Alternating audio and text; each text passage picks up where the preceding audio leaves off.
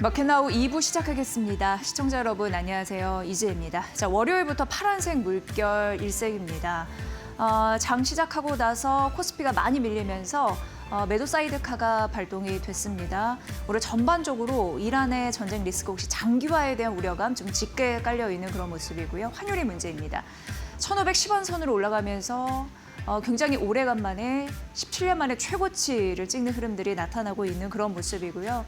오늘 외국인 팔자, 기관 팔자, 개인이 대응하고 있지만 속수무책으로 밀리고 있는 모습 나타내주고 있는 그런 상황입니다. 삼성전자 한 150만 주 매도가 나오고 있거든요. 삼성전자, SK, 하이닉스 필두로 해서 전반적으로 대부분의 업종, 대부분의 종목이 떨어지다 보니까 시장이 힘을 못 주는 그런 모습이 나타납니다. 브리핑 통해서 전반적으로 펀더멘털이 흔들린 건지 좀 확인을 좀 해보도록 하겠습니다.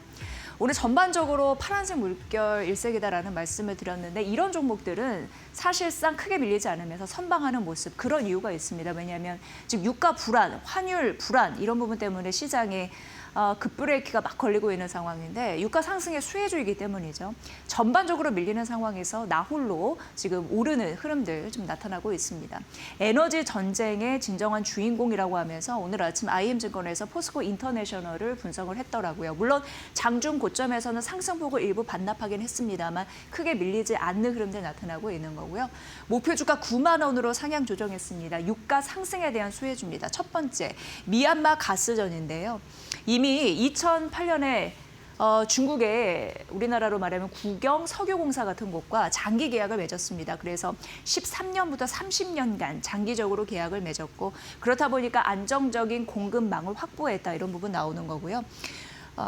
이 판매 가격 이런 부분에서 계산이 굉장히 중요한데 유가 상승의 수혜주라고 얘기하는 이유가 유가가 50% 들어가고 물가지수 대표적으로 CPI, PPI에 해당이 되겠습니다. 그런 지수가 40% 그 위에 기타 상수가 한 10% 들어가기 때문에 연동 구조를 갖고 있다는 점이고요. 발전 사업 같은 경우에도 유가가 5에서 6년 후행하거든요. 그런 부분에서 실적 개선이 된다라는 부분입니다. 트럼프 2.0 시대의 LNG 확보 굉장히 중요한 관건입니다. 그런데 알래스카산 LNG 20년간 공급 예비 계약을 작년에 9월에 체결을 했습니다. 그러면서 올해 전체적으로 피드라고 해서 종합적으로 계약을 좀 완료할 수 있을지 그런 부분 좀 가셔야되고 있는 상황이고요. 이렇게 되면 미국산 LNG 연간으로 공급을 할 수 있는 그런 부분을 이제 확보하기 때문에 주가의 밸류 리레이팅, 그러니까 가치 재평가가 가능하다 이런 흐름들이 나타나고 있습니다. 히토류 사업도 굉장히 중요합니다. 히토류 중간재 수입부터 연구자석을 생산하는 원스톱 그런 부분, 미국의 생산 거점을 확보하는 게 굉장히 또 중요하고 탈중국 거점을 마련하는 데에 도움을 주는 그런 부분은 굉장히 중요한데 2030년까지 연 3,000톤 공급 목표로 하면서 이런 부분으로 가고 있거든요. 미국의 생산 거점도 활용을 하면서 밸류 체인을 완성하는 협력 파트너사로서 긍정적인 매개로 가져다 줄 수 있을지 앞으로 포스코 인터내셔널 중요한 부분이 나오고 있습니다. 잘 보시면 될 것 같고요. 목표 주가 상향 이유 전해드렸고요.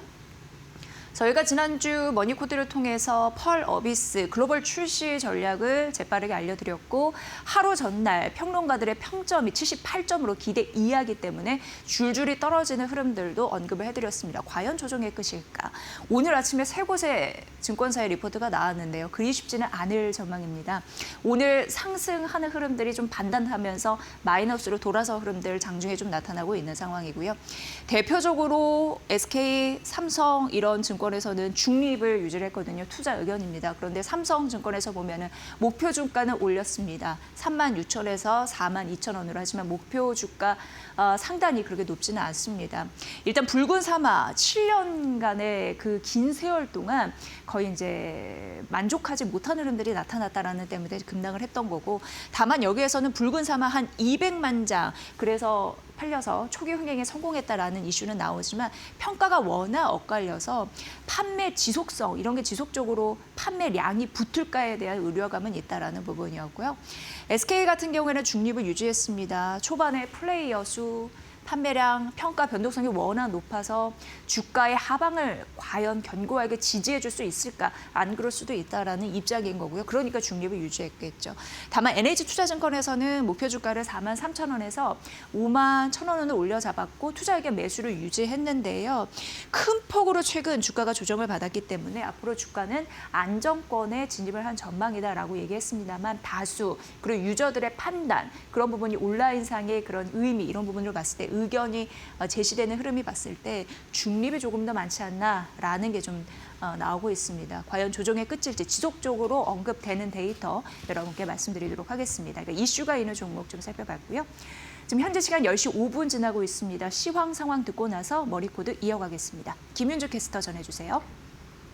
네, 오늘 우리 시장 좀 큰 변동성 구간을 지나고 있습니다. 지금 주말 사이에 트럼프 대통령이 이란에 대해서 48시간 이내로 호르무즈 해협을 전면 개방하지 않는다면 모든 이란의 에너지 시설을 타격할 것이라고 강경한 입장을 밝히면서 오늘 시장이 좀 쉬어가는 흐름을 보이고 있는데요. 장 초반부터 환율이 1,500원 선 위로 출발을 했고 이에 따라 오늘 외국인과 기관의 수급이 빠르게 빠져나가고 있는 상황이고 코스피는 매도 사이드카까지 발동이 됐습니다. 반도체 투톱의 낙폭이 점차적으로 커지는 가운데 그래도 오늘 3월 수출 데이터가 나왔는데요. 반도체 수출은 여전히 좋습니다. 2월에 이어서 3월에도 역대 최고치 수출을 기록했지만 주가는 이를 반영하지 못하고 있는 상황입니다. 그래도 삼성전자 쪽으로 파운드리에 대한 기대감은 여전히 붙고 있는 상황이고요. 지금 테슬라 일론 머스크 CEO가 또 추가적인 소식이 나왔는데 SNS에서 이 테슬라의 AI6 칩 삼성전자와 개발 중인데 연내 설계를 마무리할 수 있을 것이다라는 의견을 내놓으면서 지금 계속해서 삼성전자 쪽과 테슬라 간의 협업이 계속해서 부각이 되고 있는 상황이지만요. 그래도 주가는 움직여주지 않고 있고요. 좀 중동 리스크가 시장의 발목을 잡는 가운데 삼성전자 6% 가까운 하락폭 기록하고 있습니다. 하이닉스도 마찬가지로 7% 넘게 빠지고 있는 상황이고 삼성전기도 7% 넘게 하락입니다. 한미 반도체까지 약 4%가량 하락하면서 그간 좋았던 반도체 소부장까지 오늘은 좀 낙폭을 확대하고 있는 상황이고요. 이수페타시스도 8% 넘게 밀리고 있는 상황입니다. 또 지금 중동 리스크가 장기화될 것이라는 우려는 커지고 있는 상황인데 오히려 방산주는 빠지고 있다는 점도 특징적인데요. 지금 한화 에어로스페이스 6% 넘게 하락하고 있는 상황이고요. 한국항공우주산업도 7% 넘게 급락 중입니다. LRG 넥스원도 5% 가까운 하락세, 한화 시스템도 7% 넘게 빠지면서 오늘 방산주 전반적으로 쉬어가는 상황이고요. 조선주도 마찬가지로 쉬어갑니다. 하나오션 6% 가까운 하락 붙고 있고요. HD 현대중공업, 삼성중공업까지 각각 7% 가까이 하락하고 있습니다.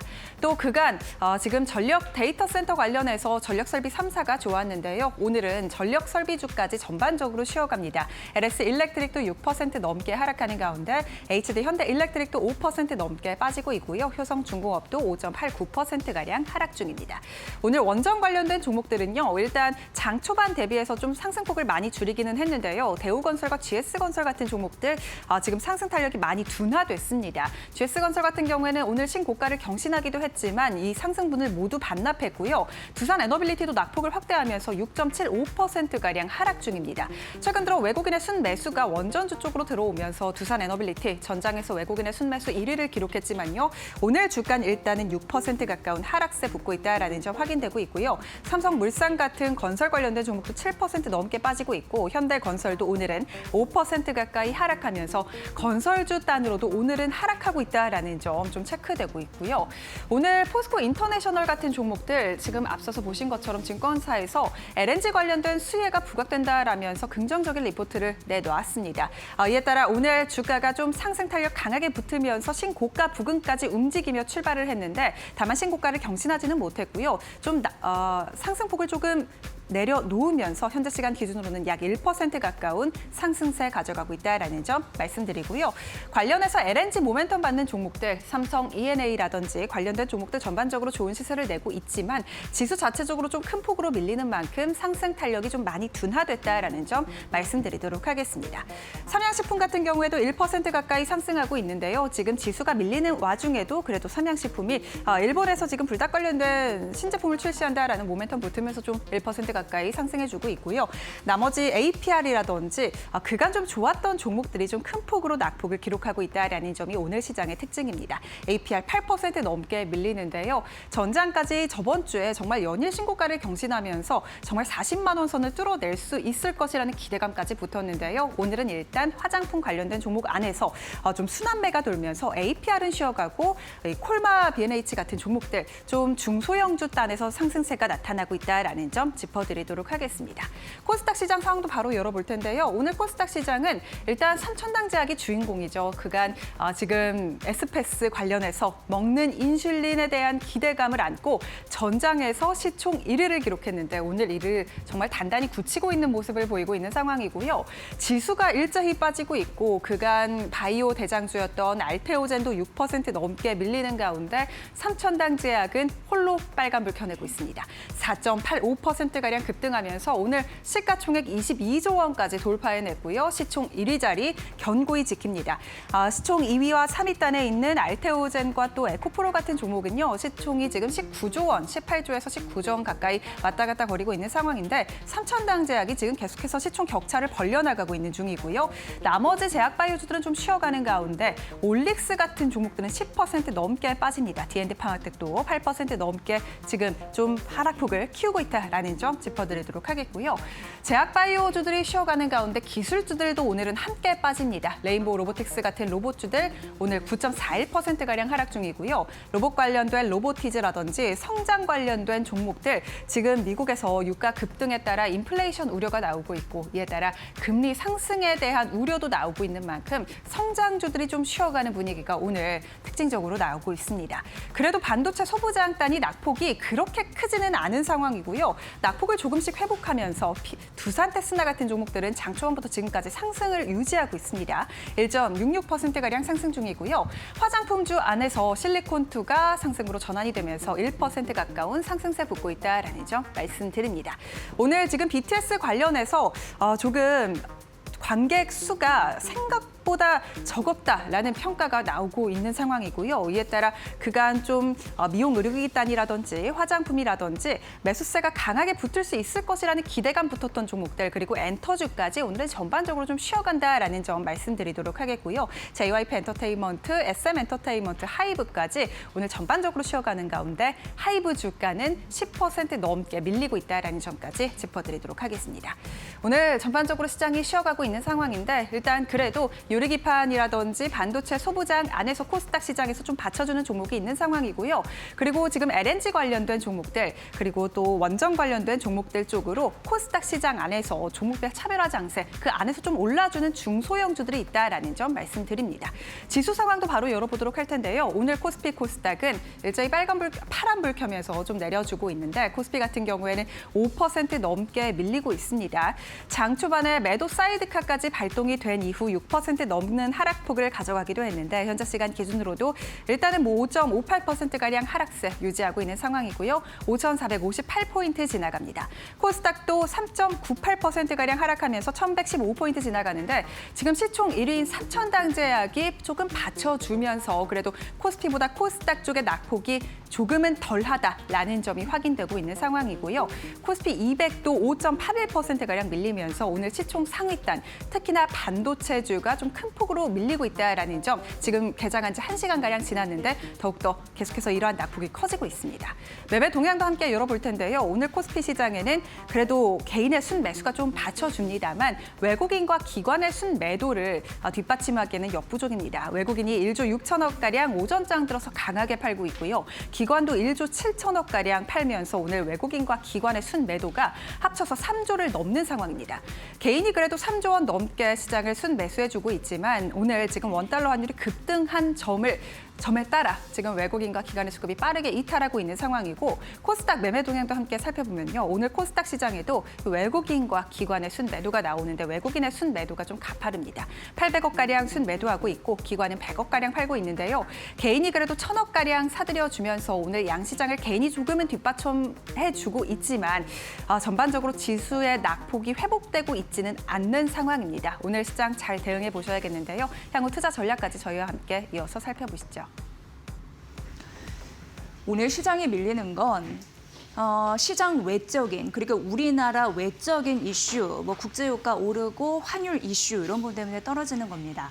자체 펀더멘털, 기업 내부적으로 그런 부분이 흔들리지 않을까 우려감이 좀 있으실 텐데 전반적으로 대외 환경이 안 좋아지다 보니까 우리 시장의 점수를 깎아먹는 모습, 그렇다면 개별 기업들의 모멘텀 이런 부분은 흔들리지 않을지 그런 부분을 중점적으로 보도록 하겠습니다.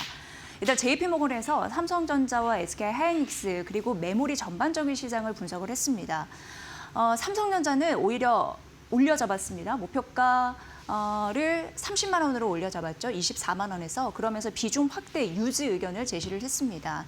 당연히 메모리뿐만 아니라 최근 엔비디아의 여러 가지 파트너십 공고, 강화 이런 부분으로 봐서도 파운드리 수주에 대한 모멘텀 이런 부분이 있다 보니까 예전에 기술 경쟁력에서 우위를 확보했던 그 리더십이 유지가 되고 있다. 그런 부분을 되찾고 있다라고 언급을 했습니다. 오픈 AI가 자사 AI 칩의 HBM 이제 4를 쓸 것으로 예상이 되고 있는 상황이잖아요. 그쪽에서도 추가 매출이 기대가 되고 있는 상황이고 LPU 수주 이 이슈는 지난주에 많이 다뤄드렸습니다. 그러다 보니까 파운드리 적자를 축소할 수 있는 가능성 이런 부분이 높아지고 있는 상황이고요. 전반적으로 목표 주가가 오른 이유는 주당 순이익 추정치가 올해와 내년 올려 잡았기 때문인데 올해 55% 내년 70% 정도 대폭 상향한 흐름들이 눈에 띕니다. 특히 올해 반도체 영업이익이 눈여겨봐지는 부분이죠. 사상 최대치가 될 것으로 보이는데 900% 급등할 것이다라는 예상치 JP모건에서 언급을 했습니다. HBM뿐만 아니라 범용 메모리 가격이 급등할 것이다라는 가능성 언급이 되고 있는데 2028년까지 그 수요가 굉장히 메모리 공급이 타이트하면서 수요는 붙고 메모리 가격이 강세를 보이면서 긍정적인 흐름을 나타내 줄 것이다라는 게 JP모건이 삼성전자를 바라보는 기초적인 시각이고 그게 흔들리지 않았다라는 점을 말씀드립니다.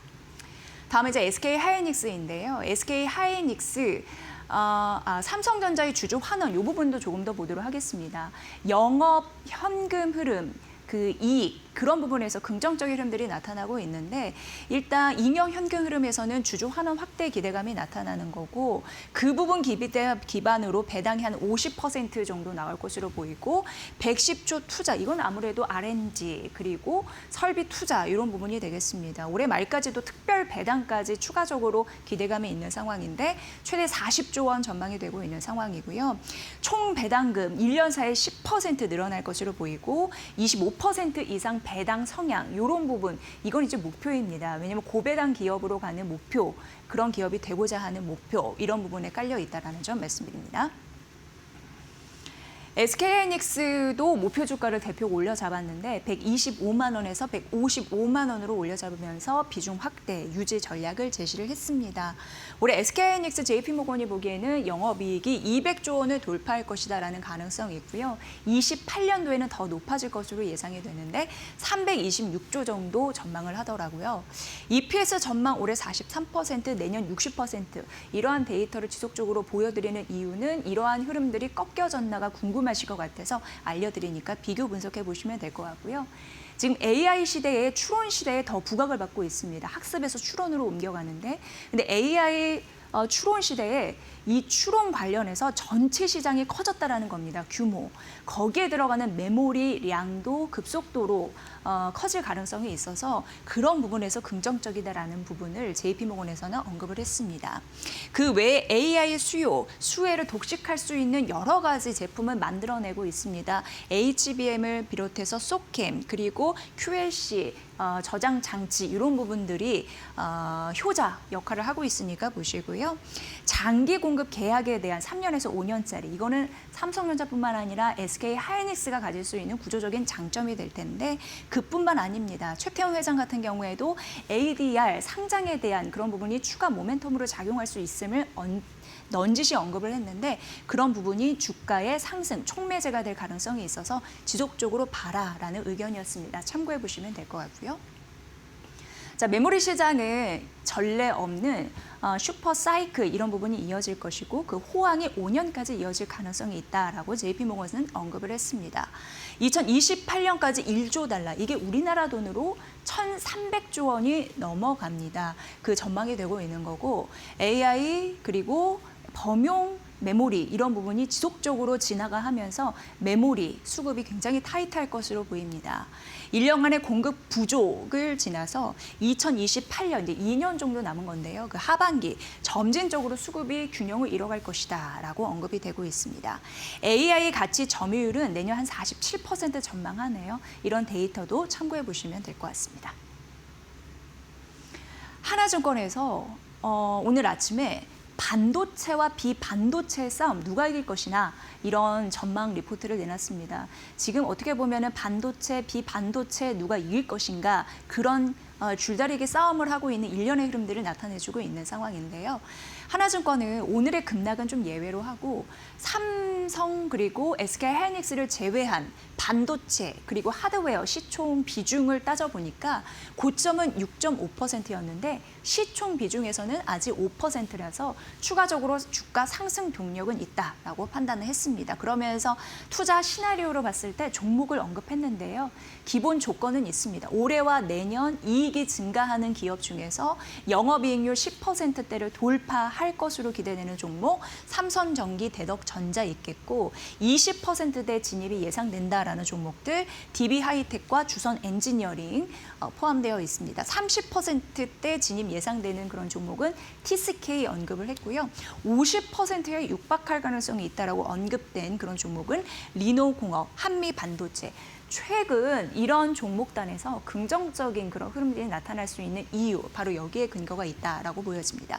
이거는 이제 반도체거든요. 이쪽은 비반도체입니다. 비반도체 같은 경우에는 외부 환경을 많이 탑니다. 그 바람을 조심하셔야 되는데 외부 환경을 또 두 가지 시나리오로 나눌 수 있습니다. 유가가 지속적으로 오를 때, 아니다, 유가가 점진적으로 완화될 때 두 가지 시나리오로 나눠보도록 하겠습니다.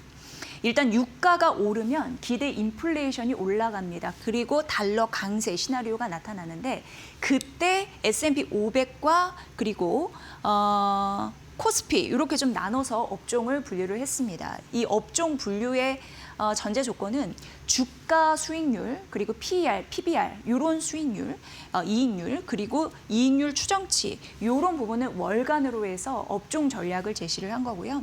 S&P 500이었을 때는 에너지 은행이고 코스피에서는 은행 방산 지주가 유가가 오르는 시나리오에 포함이 됩니다. 반대적으로 유가가 내리는 시나리오에서는 기대 인플레 떨어지고 달러 약세 이런 흐름으로 갈 거거든요.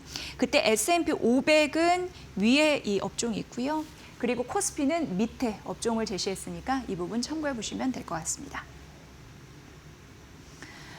네, 이어서 하나증권에서는 그렇다면 삼성전자와 그리고 SK하이닉스의 주가 고점은 어딜런지 이 부분을 좀 분석해서 궁금해하실 것 같아서 그 부분을 좀 언급해 드리도록 하겠습니다. 일단 2017년 과거 통계를 보면은 주가의 고점이 영업이익률 추정치 정점과 동행했다라고 언급을 하더라고요.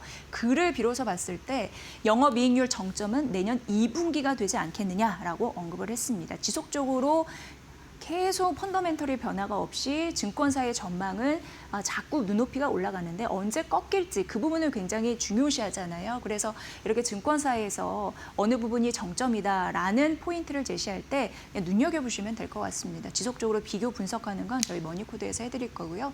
주가는 이익률보다 약 2개월 선행한다라고 하고 이익률 정점을 통과했을 때는 주가 조정받을 수밖에 없는데 통상 한 10% 정도 조정을 받는다고 하니 정점을 확인하는 거 굉장히 중요한 우리의 과제가 될 것 같습니다. 그런데 하나증권에서는 정점을 확인한 것도 굉장히 중요하지만 이익이 그 추정치가 지속적으로 상향되는지 그것이 지속되는지 그걸 아는 것도 굉장히 중요하다라고 언급을 했습니다. 지금 TSMC보다 여러 가지 우리나라의 반도체 PER이 낮은 이유는 이익 안정성 이런 부분이 지속되느냐 안 되느냐에 따라 달린 거거든요. 그래서 우리나라 반도체의 위상 강화를 위해서도 지속적으로 오르는 힘 이런 부분을 봐야 된다라고 언급을 했고요. M7과 TSMC 그러니까 미국과 그리고 대표적인 대만 이런 TSMC 이익 대비 우리나라의 시총 비중이 낮은 흐름 이런 부분 괴리감을 앞으로도 축소할 수 있을지 관건입니다. 중요한 포인트 챙겨보시고요. BNK 투자증권에서 그러니까 반도체 이슈는 지속적으로 우리 시장을 상승시킬 요인이고 여러분들이 가장 관심 있어 하는 섹터이고 이쪽에서 지속적으로 수익률이 날 수 있을까 계속 계산하다 보니까 이런 리포트들이 자주 나오고 있는 상황입니다. 일단 우려감 이런 부분도 있는데 그런 부분으로 다시 실마리를 잘 풀 수 있을지 보셔야 될 것 같고요. BNK 투자증권에서는 마이크론 얘기를 했는데 워낙 실적이 잘 나왔습니다. 그런데 문제는 캐펙스 설비 투자도 그만큼 늘어난다는 점. 항상 이런 부분이 주가 조정의 빌미가 되곤 했었는데 그 부분을 언급하더라고요.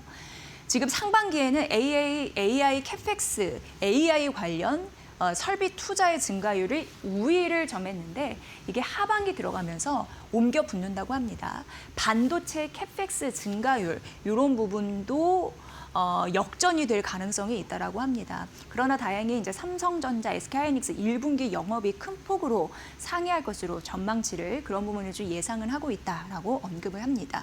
그래서 앞으로 반도체 이런 부분에서 실적 잘 나올 것으로 보이는데 설비 투자 이 부분이 더 많이 나올 수 있을지 그 역전 관계를 봐야 된다라는 의미였고요. 지금 금리 선물도 민감하게 작용이 되고 있습니다. 그래서 인상이 될 것인가라는 우려감이 조금 더 생기고 있는 상황이죠. 유가가 상승하기 때문에 여러 가지 물가 지표에 대해서 민감할 수밖에 없는 상황인 것 같습니다. 미국 쪽에서는 아직까지 물가 드라마틱하게 오를 것이다라는 우려감이 좀 제한적이긴 하지만 유럽에서는 이미 발동이 됐습니다. 유가를 반영해서 물가가 아주 급등할 것이다라는 전망이 나오고 있는 상황이고요. 2월부터는 미국 증시 조정 이미 들어갔죠. 그리고 장단기 금리 차가 축소가 되고 있습니다. 이게 역전되면 경기 침체에 대한 하나의 신호탄으로 볼 수 있겠죠. 그렇기 때문에 민감한 지표라고 볼 수 있겠고요. 유가 2배 급등한 상황에서 코스피 조정 압력이 있을 수 있고 오늘도 그런 흐름에서 우리 시장이 좀 무너지고 있는 흐름이 나타나고 있습니다. 2월까지는 수출 물가지수가 좋았고 반도체 기업 실적이 좋았기 때문에 우리 증시가 잘 버틸 수 있었습니다. 하지만 3월 수입 물가지수가 오름에 따라서 여러 가지 기업 실적이 부정적으로 반응할 수 있는 요인이 있다라고 하거든요. 우려감이 있다라는 BNK 투자증권의 리포트도 오늘 조정의 장에서 한번 볼만한 그런 리스크였습니다. 이 부분도 잘 판단해 보시길 바랍니다. BH 대신증권.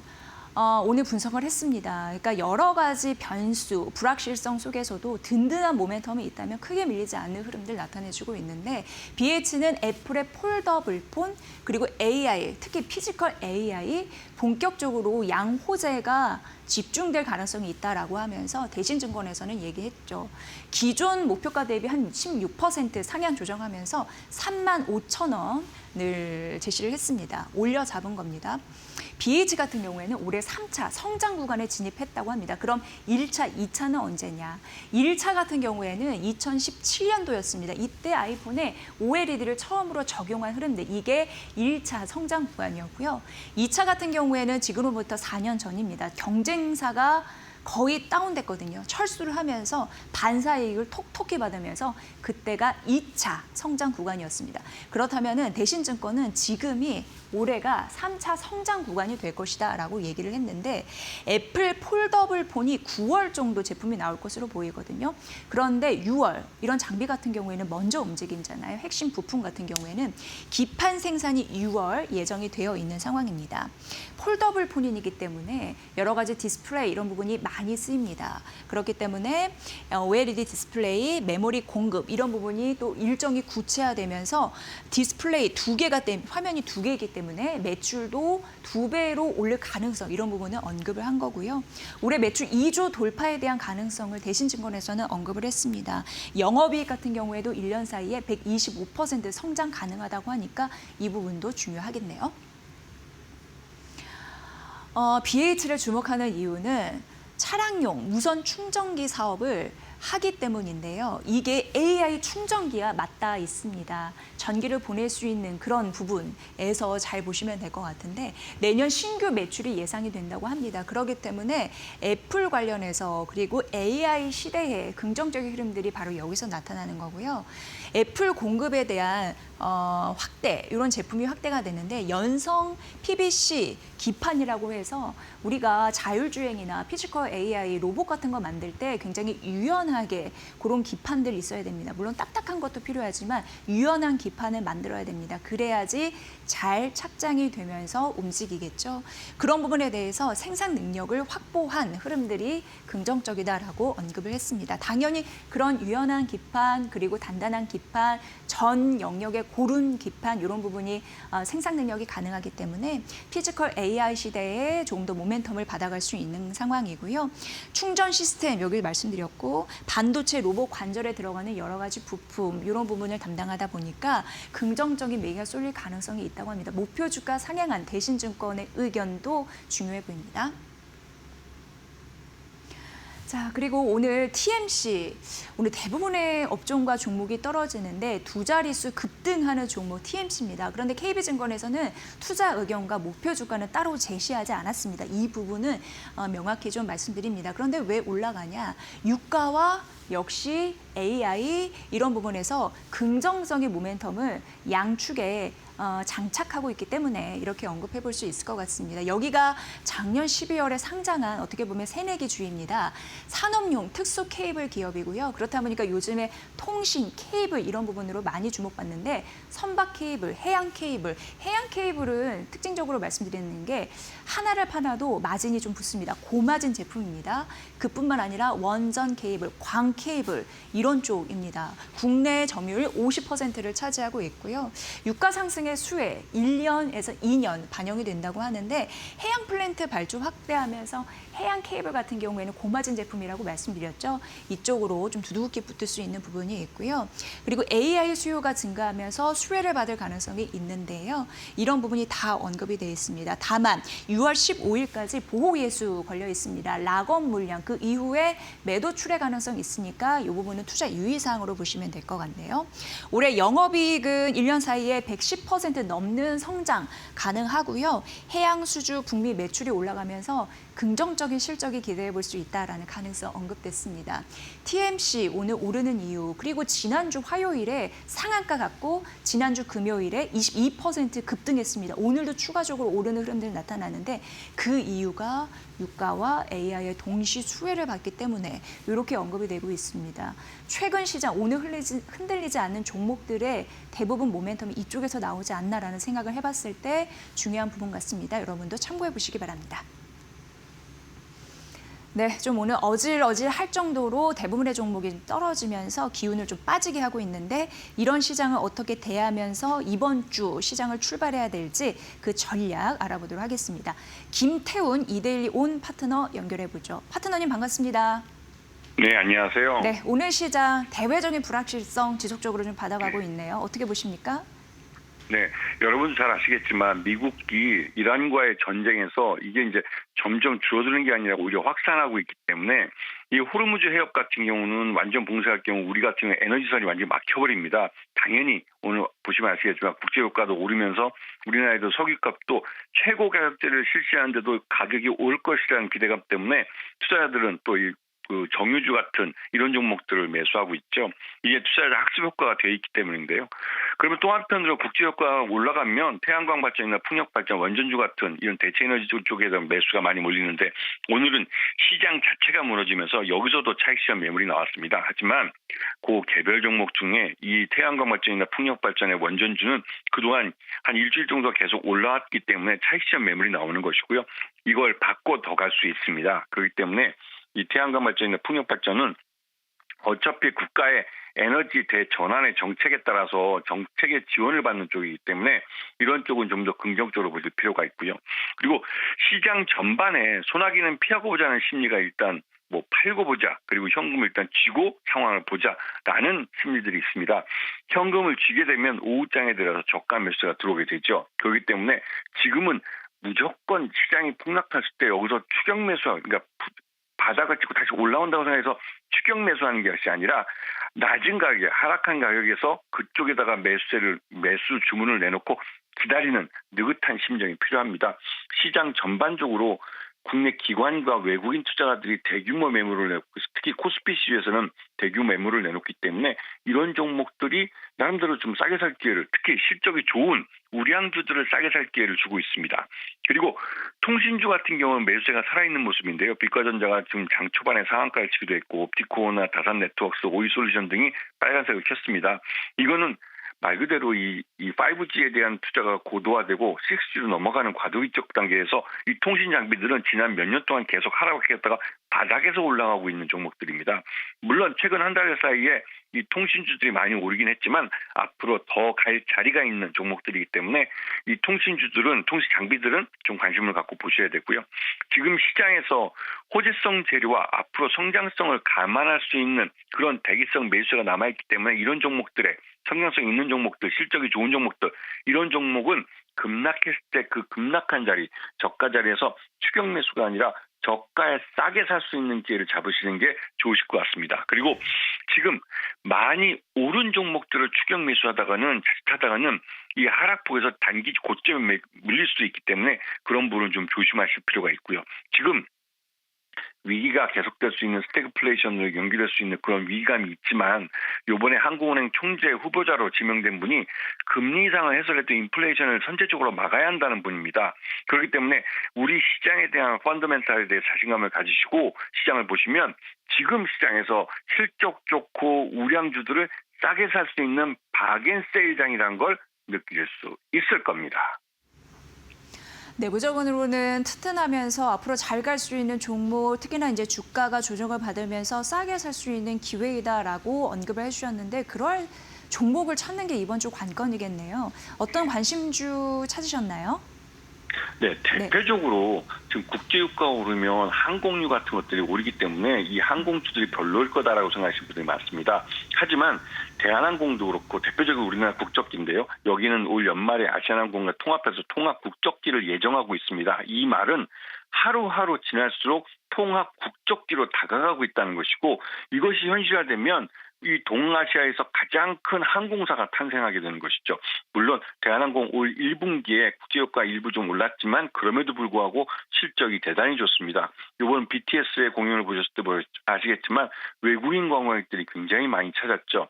그 현장에 2만 명만 들어갈 수 있다고 그러지만 주변 지역에 통신사들이 확인한 것만 봐도 그 이상의 인원들이 왔습니다. 그중에서 외국인 관광객들이 굉장히 많았죠. 그 외국인 관광객들 대부분 비행기로 실어 나릅니다. 그런 면에서 대한항공 같은 경우는 앞으로 실적이 좋아질 종목을 지금 싸게 살 수 있는 기회를 준다고 생각하시면서 저가 매수에 접근하시면 충분히 좋은 기회를 가질 수 있을 겁니다. 네, 대한항공 본격적으로 이제 비행을 잘 할 수 있을지 궁금합니다. 실적 개선 관련주, 저평가 관련주 해당이 되는 그런 모멘텀 있는 종목들 앞으로 잘 가려주시기 바랍니다. 잘 들었습니다. 네, 고맙습니다. 네. 네, 이런 상황에서 위기를 기회로 바꾸려면 경제 펀더멘털 그런 이해가 선행돼야 됩니다. 저희가 다음 코너에 준비했습니다. 잠시만요.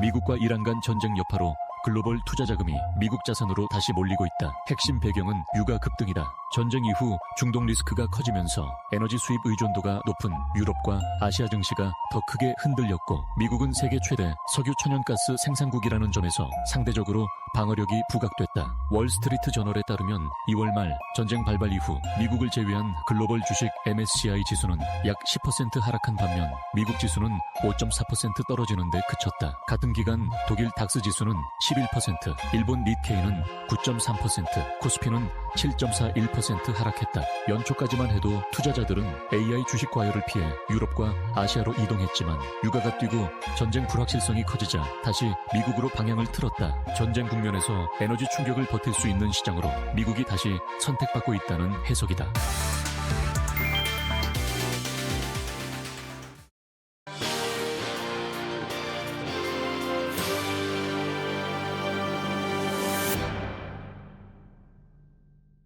지금 자산 시장은 유가와 금리에 흔들리고 있습니다. 이런 시장을 어떻게 대해야 될지 시장을 이해해 보도록 하겠습니다. 오늘 이 시간 김영진 SPM 대표 모셨습니다. 어서 오십시오. 안녕하십니까? 네. 대표님 오늘 검은 월요일입니다. 전반적으로 대외 악재 끝날 때까지 끝난 게 아니라고 하더니 결국 이렇게 되네요. 네. 그런데도 위기를 기회로 바꿔야 되는데 일단 전반적으로 봤을 때 유가 때문에 흔들리는 것 같습니다. 네. 예. 유가가 인플레이션을 자극시키고 네. 또 인플레이션이 자극되니까 금리도 또 올라가고 있는 그 모습이 시장으로 다시 자산 시장 전체적으로 좀 무겁게 좀 압박하고 있다 이렇게 봐야 될 것 같습니다. 우리가 악재를 봤을 때 그냥 공포심에 젖는 것보다도 어떤 기회를 노릴 수도 있다라고 생각이 되는데 이전하고 지금이 어떤 점이 달라졌는지는 우리가 좀 확실히 인식하고 넘어갈 필요가 있다라고 생각이 됩니다. 그러니까 얼마만큼 예전하고 달라졌는지 그렇다면 예전에는 좀 긍정적으로 생각을 하더라도 그 높이는 좀 틀려질 수가 있겠죠. 그러니까 이 악재가 지나간 다음에 다시 원위치가 될 수도 있겠다라고 생각은 할 수 있어도 이제부터는 그 달라진 점들을 좀 비교해서 예전보다 높이가 좀 낮아질 수도 있다라는 점은 우리가 좀 생각을 해볼 필요가 있다 이렇게 생각이 됩니다. 네. 지금 표에 나와 있는 그 나스닥 흐름하고 원유 이 흐름을 비교를 한 표를 가져왔는데 보시면 알 수 있듯이 아래쪽이 원유고 위에가 나스닥 흐름입니다. 근데 아래쪽의 원유는 이렇게 내렸다가 다시 뭐 박스권 안에서 움직이다가 다시 뭐 이제 상단 쪽으로 올라가고는 있지만 고점을 더 높인 건 아니란 말입니다. 예. 그런데 나스닥 같은 경우는 계속 저점을 낮추는 그런 모습 나타나고 있죠. 저게 지난주 후반의 흐름이었는데 지난주 후반부터 이 자산시장 흐름이 많이 상대적으로 좀 약해지기 시작했다라는 네, 맞아요. 거죠. 예. 예, 원유 영향도 많이 받고요. 그리고 또 그 영향이 금리를 자극시키다 보니까 점차 악재의 힘이 더 강해지고 있다 이렇게 생각이 되는 거죠. 그래서 보통 이제 원유가 올라가면 당연히 하락을 하겠죠. 뭐 원유가 빠지면 상승을 하고 회복을 해야 될 텐데 이제 그런 모습이 나타나지 못하고 있다라는 점이 단순히 이제 유가에만 연동된다라는 게 아니라 그게 자극하는 요인들이 점차 확산되고 있다라는 점. 그래서 그 어떤 쪽으로 확산이 되고 있는지 그거를 좀 우리가 좀 파악하고 시장을 볼 필요 있겠다 이런 생각이 듭니다. 네. 대표님 사실 유가가 굉장히 높으면 금리 인하를 못하는 상황인 거잖아요. 그렇죠. 그런데 주식시장은 금리 인하를 원합니다. 하지만 이런 상황이 안 되는 거죠. 네. 오히려 어떤 나라에서는 금리 인상의 깃발을 좀 들으려고 하는 흐름들이 나타나고 있어서 그렇죠. 또 불안해하는 것 같습니다. 지난주에 예. 호주가 금리 인상을 했고요. 예. 그리고 ECB 같은 경우도 그리고 또 일본 같은 경우도 이제 금리 인상할 가능성을 시장에 소통을 하고 있습니다. 그러니까 갑자기 올려버리면 시장이 충격을 받을 텐데 그걸 피하기 위해서 통화정책 회의 때 좀 안 좋게 좀 무겁게 코멘트를 날리고 하는 그런 모습이 나타나고 있는데 실제로 금리 인상을 한 나라는 호주하고 러시아 정도 지난주까지 나타났고요. 그래서 향후에 어떻게 될 것인지 그게 중요할 텐데 미국 같은 경우도 금리를 인상한다라는 설이 이렇게 나오기도 하고 또 페드의 인사들이 좀 강하게 발언하는 매파적 발언이 나오기도 하고 하는데 흔히 보는 이제 페드워치 툴의 금리 확률을 놓고 봤을 때는 아직까지는 그렇게 금리 인상 쪽으로 돌아서고 있는 그런 상황은 아닙니다. 그래서 보통 우리가 올해에 한 2번 정도 금리 인하를 할 것이다 이렇게 예상을 해왔었던 것이 금리 인하를 안 한다 이쪽으로 간 것이지 금리 인상 쪽으로 확 돌아선 건 아직 아닙니다. 그래서 금리 인하를 안 하고서 계속 가다가 2027년 정도께 금리 인하를 한다. 네. 뭐 이제 이런 정도의 경로를 보면 될 것 같은데 사실 뭐 2027년 얘기를 지금 우리가 어떻게 확실하게 얘기할 수 있는 건 아니고 2026년 올해만 놓고 봤을 때는 금리 인하 물 건너갔다. 이제 이게 시장에서 컨센으로 잡히기 시작했고 우리가 거기에 좀 준해서 생각을 해볼 필요가 있다 이렇게 생각이 됩니다. 그래서 아까 초반에 말씀드렸듯이 뭐가 달라진 거는 우리가 인식을 해야 되잖아요. 네. 그래서 이게 대표적이다라고 생각이 되는 거죠. 금리 인하 2번 정도를 우리가 예상을 하고서 시장을 봐왔었는데 이제 그게 달라진다 하면은 그 여파가 단순히 단기적인 영향이 아니라 향후 중장기적으로 볼 때도 이 목표 주가나 지수나 이게 다 달라진다라는 점을 좀 우리가 인식할 필요가 있다 이런 생각이 듭니다. 네, 결국은 대표님 이 금리 예상치가 달라지는 게 유가 때문이라고 볼 수 있는 거군요. 예, 유가에서 맞습니다. 파생된 흐름들. 네, 그렇죠. 예. 유가에서 파생이 돼서 네. 그것이 이제 기준금리도 건드릴 수가 있고 기준금리 예상치가 틀려지면 당연히 또 실물 유통금리가 틀려질 수가 있고요. 네. 그래서 우리가 한번 22쪽에서 어떻게 보고 있는지 그 인플레이션이 뭐가 달라지고 있는지를 좀 살펴보면 이번에 통화정책회의 때 22가 내놓은 자료입니다. 보시면은 2026년에 인플레이션이 이렇게 확 튀는 걸 우리가 볼 수가 있죠. 각국에서 이 인플레이션 그러니까 수치를 발표할 때 이름들이 약간씩 틀립니다. 우리가 보통 CPI라고 그러잖아요. 미국 네. 같은 경우, 우리나라도 그렇고요. 근데 유럽 같은 경우는 HICP. 그러니까 각국의 인플레이션이 이제 조합이 돼야 되잖아요. 유럽 같은 경우는 유로존은 여러 나라가 이렇게 포함이 돼 있기 때문에 국가별로 이 편차가 약간 있습니다. 비중이 틀리다라는 것이죠. 그래서 독일이나 프랑스, 이탈리아 이쪽이 좀 비중이 높습니다. 그리고 네. 경제가 좀 규모가 작은 나라는 비중이 적고요. 그래서 그거를 각국의 상황을 다 따르게 비중 조절을 해가지고 만든 표가 바로 저거다 이렇게 보시면 되는데 어찌됐건 간에 유로존 같은 경우는 지금 예상보다 많이 올라오고 있는 것이죠. 저 노란 선이 12월 때 예상을 했었던 그 인플레이션 추이고 지금 파랗게 툭 튀어 올라오는 것이 이번 회의 때 나온 그 예상치입니다. 그래서 저런 식으로 올라버리면은 보통 우리가 2%를 목표로 하고 있는 것인데 3%로 툭 튀어 오르고 그게 언제 안정이 되는가 그걸 따져보면은 저 역시 마찬가지로 2027년을 넘어서 2027년 중반이나 돼야지만 예전의 예상치까지 떨어진다라는 것이죠. 아까 페드워치 툴의 금리 추이를 말씀을 드렸는데 그 추이도 저런 흐름하고 거의 유사하다. 예. 저것을 반영하고 있다. 이렇게 보시면 될 것 같아요. 그러니까 ECB나 그러니까 유럽 쪽이나 아까 말씀드린 페드워치 툴에서 나타나고 있는 미국 쪽 그쪽에서 저런 인플레이션을 추정해서 그런 걸 예상해서 금리에 이미 반영이 시작됐다. 이걸 우리가 좀 인식할 필요가 있다 이렇게 생각이 듭니다. 네, 유럽 쪽은 확실히 이제 유가를 반영해서 물가가 급등할 가능성 이런 부분을 선제적으로 반영하기 시작했네요. 네, 글로벌 그렇습니다. 국가 대비해서 네. 또 다른 뭐 볼 데이터가 있을까요? 예, 그래서 항목별로 좀 어떻게 달라지나 네네. 그것도 한번 살펴볼 필요가 있는데 저기 보시면은 에너지가 이제 붉은색으로 표시가 된단 말입니다. 주홍색이죠. 근데 2026년 이전에는 에너지 가격이 그렇게 높지가 않았습니다. 비중이 크지가 않았다라는 것이죠. 네. 그런데 아까 이제 3%까지 올라가는 그 모습에서 그 추이에서 어떤 게 비중을 많이 차지하는가 보면은 없었던 저 주황색의 막대기 그 부분이 갑자기 툭 튀어 오르죠. 이게 에너지죠. 유가가 올랐기 때문에 저렇게 밀어 올렸다 보시면 돼요. 초록색이나 나머지 부분은 그대로다 이거죠. 음식이나 나머지 부분은 별로 그렇게 큰 변화가 없는데 에너지 쪽이 탁 튀어오르면서 저런 현상이 나타나고 있기 때문에 지금 인플레이션은 유가가 거의 다 올리고 있다. 이렇게 보시면 될 것 같아요. 그래서 유가가 미치는 그런 영향이 자산시장 쪽으로 커지고 있다는 점, 아까 말씀드렸듯이 유가가 인플레이션을 건드리고 금리를 건드리고 자산시장을 건드리는데 그 상당 부분은 유가에서 근원이 되고 있다. 이렇게 보시면 될 것 같습니다. 네. 지금 미국 쪽에서는 전략 비축류, 방출 그런 또 해법도 제시했는데 그게 지난주였잖아요.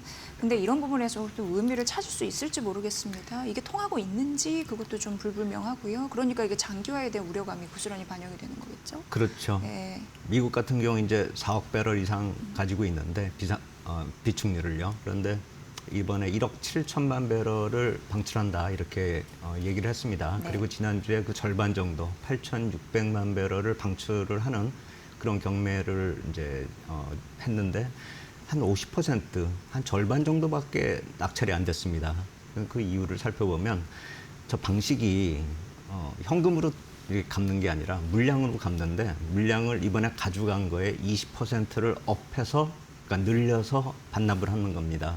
그렇다 보니까 만약에 지금 유가가 뭐 90 몇 불이 왔다 갔다 하고 있는데 예를 들어서 말씀드리기 편하기 위해서 100불이라고 가정을 한다라고 하면은 지금 100불을 가져간 다음에 유가가 80불이 돼야지만 가져간 사람들이 갚을 수가 있겠죠. 그 이상이 돼버리면 손해죠. 근데 만약에 유가를 가져가서 정유사 같은 경우는 정제를 해가지고 팔기도 하죠. 그래서 그 정제 마진에서 남겨서 또 이익을 창출할 수 있기 때문에 단순히 유가에서만 남는 게 아니라 그런 상품을 만들어서 파는 그런 이익을 감안해서 이익을 만들 수도 있겠지만 실제로 지금 상황을 놓고 보면은 그래서 두 가지 정도 결론을 낼 수 있는 것이죠. 100불에 가가지고 80불에 갚을 수만 있다라고 한다면 유가가 빠질 것이라고 예상이 된다면 당연히 저 물량을 가져갔을 것인데 지금 저 상황 결과를 놓고 보면 유가가 그만큼 빠지기도 힘들고 정제 마진 자체도 전쟁이 끝나면은 또 줄어들 수 있기 때문에 120일 뒤에 120일 안에 저걸 갚아야 되기 때문에 시세를 놓고 보면은 유가가 떨어질 것 같지도 않고 전쟁이 만약에 해결이 되면은 정제 마진도 줄어들기 때문에 그렇다면은 저 20%를 업해서 물량을 늘려서 갚는 것이 상당히 부담이 될 수 있다라는 것이죠. 그래서 저런 결과를 놓고 보면은 어떻게 결론을 우리가 좀 생각해 볼 수 있냐면은 전쟁 끝나도 유가가 떨어지지 않을 것 같다. 이게 반영이 되고 있다라는 것이죠. 네. 어제 뉴욕타임스에서 이렇게 좀 집계를 한 게 있습니다. 도대체 몇 나라에 몇 개 시설이 파괴됐나 이번에 네네. 했더니 9개 나라에서 한 40개의 시설이 파괴됐다라고 합니다. 그러니까 결국 그게 뭘 뜻하냐. 그러니까 피해가 커지고 있다라는 걸 보도를 하긴 했는데 우리가 시장을 보는 입장에서는 저만큼 부서졌으면은 이제 시설에서 생산할 수 있는 그런 생산량 자체에 차질이 생긴다. 이걸 생각을 해야죠. 카타르 같은 경우는 벌써부터 지금 뭐 불가항력 뭐 이런 얘기를 하면서 공급 못하겠다 이런 식의 얘기가 나오고 있는데 카타르에서 그 에너지부에서 공식적으로 내놓은 표를 보면은 복구하는데 최소 3년, 길면은 5년이 걸린다 이렇게 표현을 하고 있습니다. 그렇게 되면 지금 카타르뿐만이 아니라 9개 나라의 39개 시설이 거의 40개 가까운 시설들이 파괴됐다라고 한다면은 아까 말씀드린 그런 유가가 방출을 해도 20% 정도 내려가면 당연히 받아갈 것을 시설이 망가졌기 때문에 생산을 못한다라고 한다면은 유가가 잘 빠지지 않을 거다 이렇게 예상을 할 수밖에 없는 것이죠. 저조차도 그렇게 예상을 하고 있는데 실제로 그 물량을 다루고 있는 그런 생산자나 아니면 유통업자 아니면 정유사 같은 경우는 더 민감하게 반응을 하겠죠. 돈과 관련이 직접적으로 관련이 되니까요. 그래서 방출료가 그만큼 덜 받아갔다라고 한다는 것은 저런 시설이 지금 망가졌고 향후에 유가가 상당 기간을 고유가로 진행이 될 것이라는 점을 우리가 인식할 필요가 있다는 것이죠. 그래서 아까 말씀드렸듯이 지금 달라진 점이 뭔지를 우리가 정확히 파악을 해야 된다는 것이죠. 시장이 내린다. 그래서 다시 복구가 될 수 있다. 충분히 가능한 얘기입니다. 그런데 그 높이는 당연히 틀려질 것입니다. 유가 자체가 예전에 60불 때 그쪽으로 전쟁이 끝난다 해서 쉽게 돌아가기가 어려운 상황이 됐다라는 점, 그 점이 인플레이션을 건드리고 금리를 건드릴 것이라는 점은 우리가 인식을 하면서 시장을 봐야 될 것 같다 이렇게 생각이 됩니다. 네. 그러면은 어떻게 보면은 유가는 역시나 지속적으로 높은 가격에서 유지될 것이다라는 가능성 그런 부분은 시장은 좀 알고 있다 이렇게 생각해도 될까요? 예, 맞습니다. 시장이 예. 이미 인식을 하고 반영시키고 있다. 가격에 반영이 되고 있다. 이렇게 보시면 될 것 같습니다. 네. 그래서 그런 부분이 또 정제 마진 전략으로도 나오는 것 같습니다. 예, 맞습니다. 아까 말씀드렸듯이 예. 정제 마진 쪽이 만약에 지금처럼 좀 강한 시세가 유지가 된다면 네. 보통 유가하고 좀 연동되고 그런 리스크하고 연동돼서 리스크가 커지는 순간에 초반에는 정제 마진이 좀 커질 수가 있죠. 네네. 그렇다라고 본다면은 뭐 정유사의 수익성도 좀 개선될 수 있고 하겠는데 그게 아니라 이제 전쟁이 끝난다면은 그러면 다시 정제 마진도 축소가 될 것인데 유가는 높아진단 말입니다. 그 역시 마찬가지로 부담이 될 수 있는 것이죠. 그래서 지금 에너지 쪽 기업들이 계속 수익이 낮을 것이다. 뭐 유가가 올라가면 계속 좋아질 것이다. 이렇게 예상을 할 수도 있는데 그건 생산 쪽에서의 수익이 높아지는 것이지 그 이후 단계 제조하고 정제하고 이쪽에서는 제품을 만드는 과정에서는 또 수익성 다시 검토해 봐야 되는 그런 상황이다. 이렇게 생각이 됩니다. 네. 근데 지정학적 리스크에도 미국 시장이 그렇게 막 크게 급락하지는 않았잖아요. 맞습니다. 예, 이건 어떻게 또 설명이 가능한 걸까요? 그러니까 유럽은 이미 뭐 반영하고 막 물가 급등 예상하고 그렇습니다만 좀 미국은 잠잠한 그런 느낌이 있었거든요.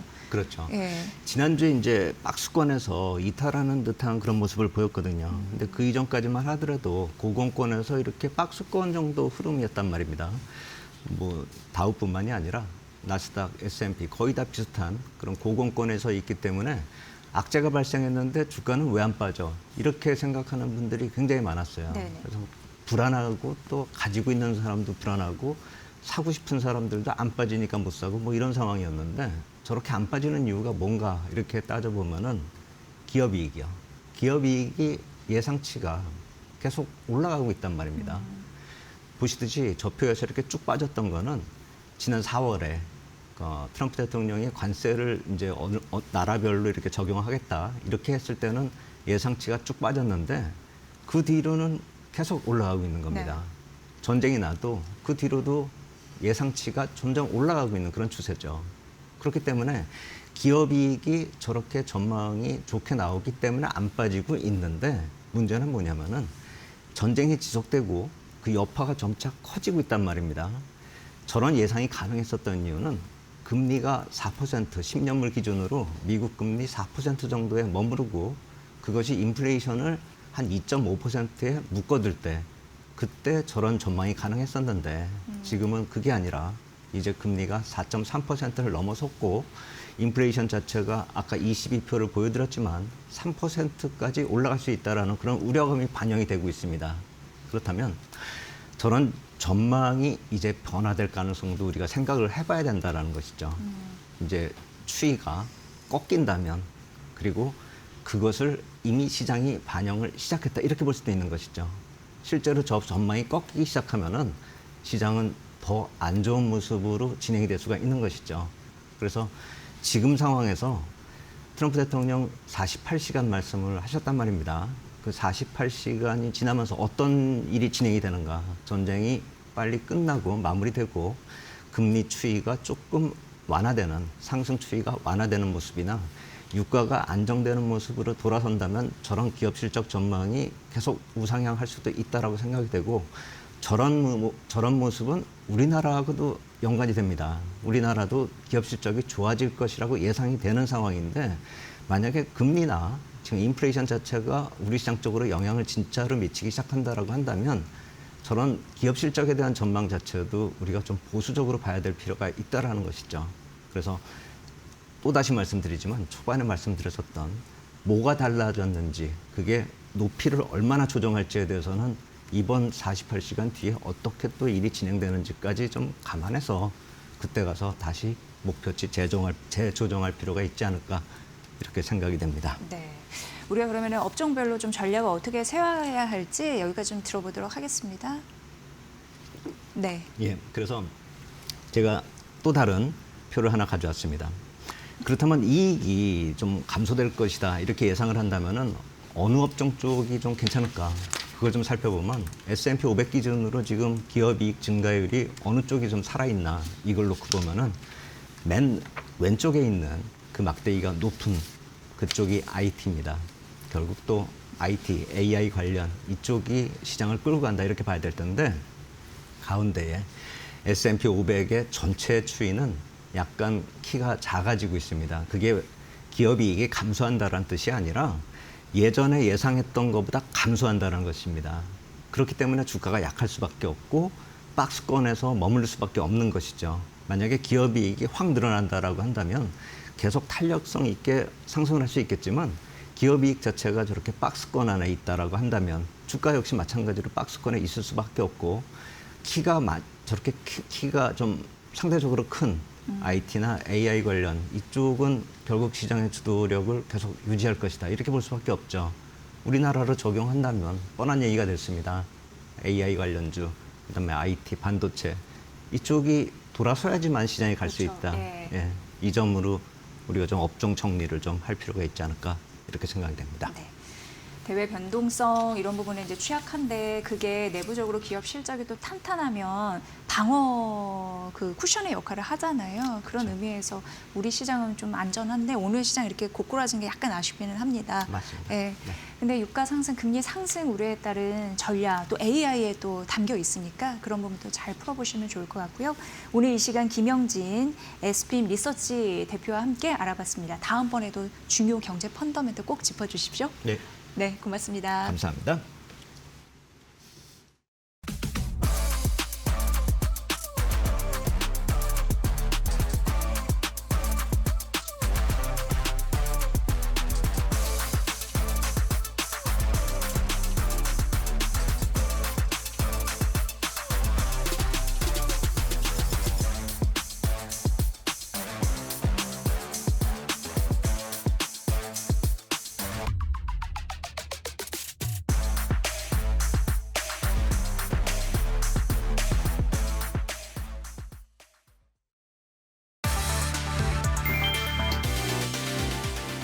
미국의 초토화 경고가 나온 뒤 이란이 호르무즈 해협을 일부 다시 열었다. 22일 로이터 통신 등에 따르면 이란은 적국과 연계된 선박을 제외하면 모든 선박의 통항이 가능하다고 밝혔다. 전면 봉쇄에서 한 발 물러선 셈이다. 다만 이란 정부와의 안전 조율을 거쳐야 한다는 조건을 달며 해협 통제권은 여전히 쥐고 있음을 강조했다. 앞서 트럼프 미국 대통령은 48시간 안에 해협을 완전히 개방하지 않으면 발전소를 시작으로 이란의 에너지 인프라를 초토화하겠다고 경고했다. 호르무즈 해협은 전 세계 원유 수송의 약 20%가 지나는 핵심 길목이다. 봉쇄 여파로 국제 유가는 급등했고 글로벌 에너지 시장도 크게 흔들렸다. 결국 이번 조치는 이란이 물길은 터줬지만 협상 카드까지 버리진 않았다는 해석이다.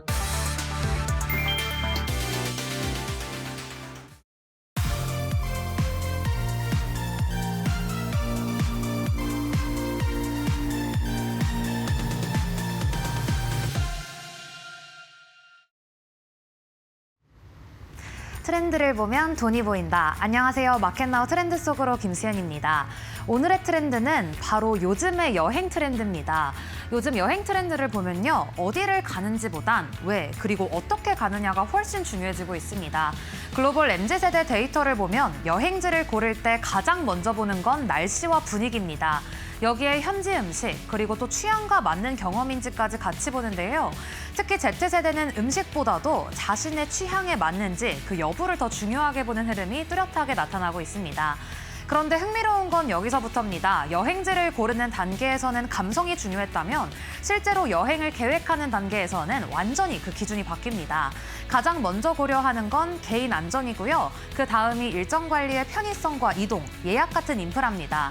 즉 여행은 감성으로 시작했지만 결제는 철저하게 현실적인 기준에서 이뤄지고 있다는 겁니다. 이 흐름 때문에 단순 콘텐츠보다도 예약 플랫폼이나 이동 서비스 쪽으로 돈이 붙는 구조가 만들어지고 있는데요. 이 변화는 한국 직장인들에서 더 뚜렷하게 나타납니다. 요즘은 긴 휴가를 한 번에 쓰기보단 짧게 여러 번 떠나는 방식이 확산되고 있습니다. 실제로 절반이 넘는 직장인들이 올해는 짧은 여행을 더 자주 가겠다고 답했습니다. 연차 사용 방식도 바뀌고 있는데요. 보통 2에서 3일 정도만 쓰고 주말과 붙여서 효율적으로 사용하는 경우가 많고요. 연차를 아낄 수 있다면 비용을 더 내는 것도 감수하겠다는 응답까지 나왔습니다. 이 흐름을 보면 왜 여행 수요가 일본이나 대만 같은 단거리 지역으로 쏠리는지도 자연스럽게 설명이 되는데요. 비행 시간이 짧고 일정 짜기 쉽고 또 수익률이 낮기 때문입니다. 최근에는 도쿄나 오사카 같은 대도시를 넘어서 일본의 중소도시까지 수요가 빠르게 확산되고 있는 것도 같은 맥락입니다. 이와 맞물려서 항공주의 흐름도 단기적으로 반응이 나타나고 있습니다. 최근 시장에서는 대한항공을 비롯해 제주항공, 진에어, 티웨이항공 등 주요 항공사들이 일시적으로 동반 상승세를 보이기도 했습니다. 이는 국제유가가 배럴당 $100를 돌파하면서 변동성을 키우는 가운데 유류 할증류 인상 이전에 항공권을 선제적으로 확보하려는 수요가 증가하고 있기 때문으로 풀이됩니다. 즉 비용 상승 우려가 오히려 예약 수요를 앞당기는 흐름으로 이어지면서 단기적인 실적 기대감이 주가에 반영되고 있는 구간입니다. 다만 중장기적으로는 시각을 나눠서 볼 필요가 있습니다. 먼저 현재 구조를 보면요. 고유가 환경이 이어질수록 항공사들의 비용 부담은 점진적으로 확대될 수밖에 없습니다. 증권가에서는 국제유가가 90에서 100달러 수준에서 유지될 경우 연료비 증가분이 본격적으로 실적에 반영되면서 수익성 압박이 불가피하다고 보고 있습니다. 항공사는 비용 구조상 연료비 비중이 높은 만큼 운임 인상이나 유류 할증료만으로 이를 온전히 상쇄하기 어렵다는 분석입니다. 여기에 환율 상승까지 더해지면서 비용 부담이 이중으로 확대되는 구간에 진입하고 있다는 점도 함께 지적되고 있습니다. 이런 환경에서는 업종 내에서도 종목별 차별화가 중요해집니다. 대표적으로는 대한항공의 경우 단순 여객 수요에만 의존하는 구조에서 벗어나 항공우주나 방선 사업으로 포트폴리오를 확장하고 있다는 점이 긍정적으로 평가되고 있습니다. 증권가에서는 항공우주 부문의 수주 잔고 확대를 기반으로 중장기 성장 기반이 강화되고 있고 또 특히 무인기와 군용기 산업이 본격화되는 시점부터 실적 기여도가 크게 확대될 가능성이 높다고 보고 있습니다. 이에 따라 목표 주가 상향 등 긍정적인 시각도 이어지고 있는데요. 결국 현재 항공업종은 단기적으로는 수요 선반영에 따른 모멘텀이 작용하는 구간이지만 중장기적으로는 유가와 환율이라는 매크로 변수 그리고 사업 다각화 여부에 따라 주가 흐름이 차별화될 가능성이 높다는 점까지 함께 체크해 보셔야겠습니다. 그렇다면 저는 내일 또 재밌는 트렌드로 돌아오겠습니다. 안녕.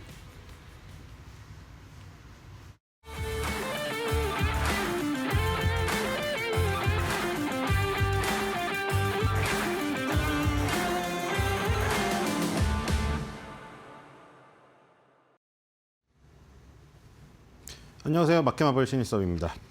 자, 오늘 주가가 많이 빠지고 있네요. 자, 오늘 지금 그 상황이 어떻게 전개될지 예측할 수 없는 방향으로 지금 이제 트럼프는 약간 이상하게 됐는데 일본이랑 지금 정상회담 했잖아요. 근데 일본은 또 어떻게 이란하고 또 어떻게 잘했는지 일본 배를 통과시켜준다는 또 얘기가 있고 미국 빼고 뭐 다 약간 그쵸 갈라치기 하는 것 같은데 이란이 네, 어떻게 되는지 모르겠습니다. 호르무즈 해협을 봉쇄를 했다가 또 일부 풀고 자 일단 지상전이 임박한 것 같기도 한데 뭐 실질적으로는 들어가기 힘들다는 얘기도 있고요. 철옹성이라서 뭐 지금 어쨌든 그 전쟁의 위협이 모든 것을 다 누르고 있기 때문에 뭐 다른 것들은 작동이 안 됩니다. 뭐 기업의 실적이 좋건 뭐 어쨌건 간에 지금 전쟁의 위협이 더 위에 상위 변수기 때문에 뭐 이겨낼 수가 없습니다.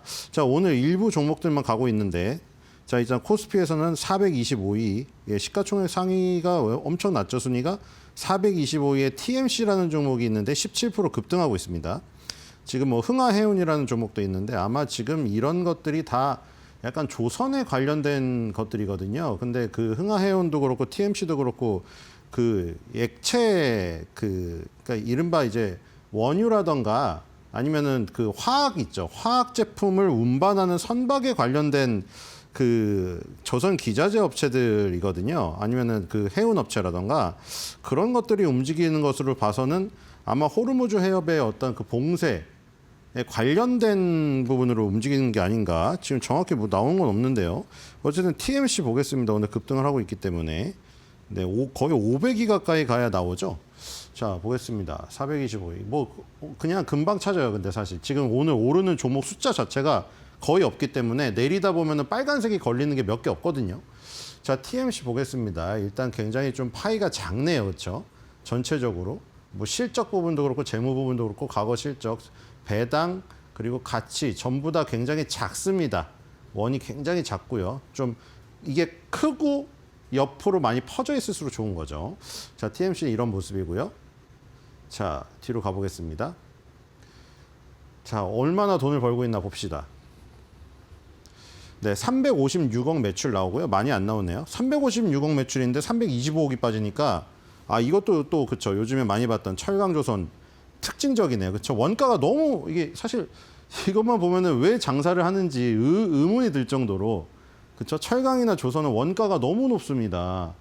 그러니까 지금 원가가 저렇게 높다 보니까 역시 그 매입 단가를 굉장히 신경 쓰게 되는 거죠. 항상 철강 업체들이랑 줄다리기 하잖아요. 철강업체의 전방산업이 자동차, 그리고 건설, 그리고 조선. 뭐 조선에는 후판 팔고, 건설에는 철근 팔고, 그 다음에 이 지금 자동차에는 강판 팔잖아요. 근데 서로 밀고 땡기기 장난 아니죠. 철강업체들은 한 푼이라도 더 받으려고 하고 있고, 전방산업의 자동차 조선, 얘네들은 우리 지금 힘들다. 조금 철강 그 가격을 지금은 못 올리겠다 이러면서 줄 당기기 하는 이유가 지금 이게 원가가 너무 비쌉니다. 조선업체들 입장에서는 이 원가를 철강업체들이 원재료비가 많다고 해서 그냥 올려줬다가는 한 푼도 남지 않기 때문에 그렇게 줄다리기를 하는 거예요. 근데 철강업체들 나름대로 힘들죠. 지금 관세 폭탄 맞아가지고 힘들잖아요. 그걸 또 전가를 시켜야 되는데 이쪽에서 안 받아주고 참 이 산업이라는 게 사실 어렵습니다. 자, 그래서 325억이 나가버리니까 손해 지는 게 30억밖에 없어요. 매출 원가가 거의 이렇게 되면 90% 아닙니까? 매출 원가 90% 빠지고 남는 게 10%밖에 안 남아요. 350억에 30억이면 10%도 안 되네요. 그렇죠? 35억이나 돼야 10%인데 30억밖에 안 되잖아요. 10%도 안 남아요. 거기서 이제 또 이제 매출 총이익에서 비용 빼면은 25억이 빠지는데 이게 5억 남네요. 겨우. 350억 벌어가지고 5억 손해지게 되는 이런 지금 적이고요. 그럼 비용이 뭐가 빠지나 봤더니 지금 이 관리비죠. 일반 관리비가 12억 정도 빠지고요. 그 다음에 R&D는 거의 없습니다. 없고 판관비가 9억 빠지고 나머지는 밀리언이기 때문에 빌리언보다 단위가 적잖아요. 결국 이거 두 개인데 일반 관리비랑 판관비가 많이 드는 그리고 R&D는 별로 안 해서 진입장벽은 별로 높지 않은 이런 지금 기업입니다. 자, 어떤 아이템을 갖고 있나 볼게요. 조선기자재라고 했는데 일단 PER 봅시다. PER이 너무 높네요. 거의 100배를 받고 있거든요. TMC가.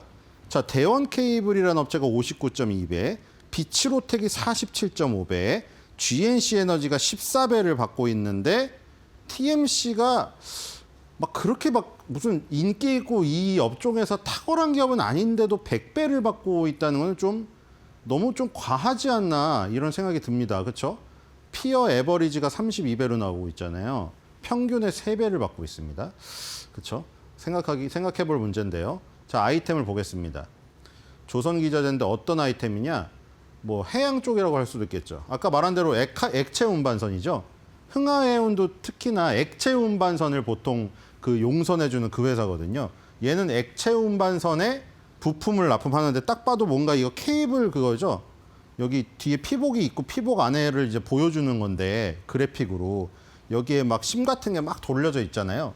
액체 운반선, 액화천연가스, 액화석유 다 액화잖아요 지금. 그렇죠?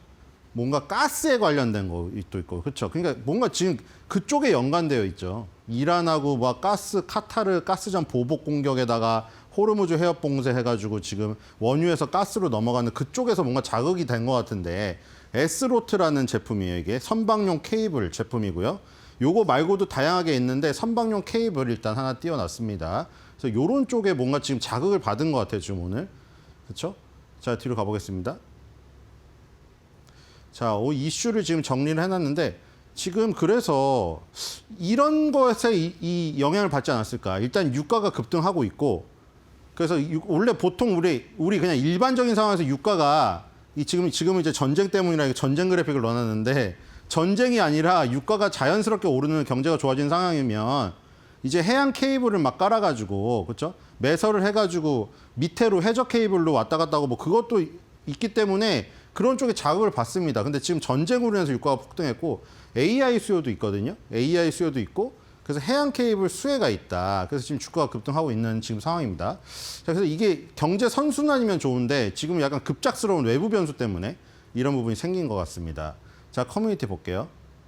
어쨌든 간에 지금 오르긴 오르니까 좀 기분은 뭐 좋을 수도 있는데 자, 일단 TMC 104주 파셨는데 6.7% 17만 원인데 뭐 너무 빨리 팔았네 했는데 뭐 이런 장에서 17만 원이 어딥니까 지금. 그렇죠? 그리고 재진입 금요일 세력이 어쩌고 팔 때라고 어쩌고 하신 분들은 우야노. 네, 뭐 그렇죠. 아니 뭐 그럴 수도 있고 뭐 다시 팔고 뭐 또 다른 것도 좋은 것도 했을 수 있고 이런 하락장의 대단해. 대장주 바뀌었네. 지금 TMC가 거래소에서는 거의 탑으로 오르고 있거든요. 이것도 방송 타나요? 갑자기 왜 또 갑자기 상한가를 가려고 하고 있어요. TMC가 참 자제를 바라고요. 근데 너무 급등합니다. 또 갑자기. 자, 이렇게 되어 있고 자, 이 코스닥도 보겠습니다. 코스닥도 오늘 조선 관련인데 현대 힘스라는 종목이거든요. 물론 삼천당제약은 뭐 어제 말씀드렸다시피 워낙 지금 삼천당제약 주주분들 축하드립니다. 진짜. 어떻게 저렇게 삼천당제약이 저렇게 갈 줄은 정말 아무도 예상을 못하지 않았을까요? 어쨌든 시총일이 축하드리고 오늘도 지금 날아가고 있습니다. 날아가는 건 아니고 오늘 저 정도면은 저희 시장에 비해서 그쵸? 시장에 비해서 너무 좋은 거죠. 자, 오늘 조선기자재 맞네요. 지금 성강밴드 태강도 플러스거든요. 그쵸? 지금 다 조선 쪽이 뭔가 자극을 받아서 움직이고 있어요. AD 테크놀로지만 저거고 반도체 설계고 지금 보면은 얘도 현대힘스도 그쵸? 현대힘스도 몇 개 안 오르는 것 중에 하나죠. 거의 없습니다. 빛과전자라는 종목이 지금 상한가 간 것으로 보이고요. 자, 현대힘스 보겠습니다. 자, 현대힘스는 아까 저기보다 TMC보다는 낫죠. 그래도 얘는 조금 더 빵빵하고 얘는 오렌지색이에요. 그렇죠? 빨간색에서 오렌지색, 얘 좋아지면 이제 초록색으로 가는데 오렌지색입니다. 재무제표 좋고 과거 실적 좋은데 미래 실적에 대한 부분이 조금 안 좋네요. 그 배당은 당연히 여기서 좀 배당을 줄 수가 없고요. 자, 뒤로 가보겠습니다.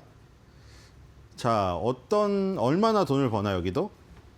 아, 여기는 더 매출이 적네요. TMC보다 248억 정도밖에 안 버는데 이것도 똑같죠? 조선이랑 원가가 너무 이게 조선이라는 게 이게 사이클을 잘 타면 좋은데 이게 평상시에는 솔직히 이게 저는 좀 그래요. 그렇죠? 이게 너무 많이 빠지니까 매출 원가가 다 빠져버리니 이게 248억에서 210억이 매출 원가로 빠져버리고 얘네도 37억밖에 손에 안 집니다. 이것도 거의 뭐 저기 TMC보다는 낫긴 한데 많이 빠지네요. 그렇죠? 이건 그래도 10% 넘네요. 그렇죠? 248억에 10%면 한 24억인데 그거보단 넘는데 얘도 매출 원가가 너무 많이 빠지네요. 자, 그리고 비용을 보면은 지금 37억에서 비용이 또 반이 나가는데 16억이 여기도 그쵸. R&D는 없어요. R&D는 단위가 밀리언 단위라고 가지고 R&D는 별로 안 하는 기업이에요. TMC도 그렇고 현대힘스도.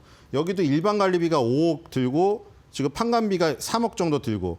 그렇죠? 이게 여기도 다 똑같네요. 현대힘스랑 TMC가 구조가 똑같아요. 해양이나 조선 쪽이 다 R&D가 별로 없고 지금 일반 관리비나 판관비가 많이 드는 데다가 매출 원가가 너무 많이 빠져가지고 매출액 대비해서 마지막에 손해지는 돈이 별로 없어요. 여기도 딱 10% 손해지네요. 그렇죠? 248억 벌어서 마지막에 손해지는 돈이 21억 정도예요. 딱 10% 정도 남아요. 자, 뒤로 가보겠습니다.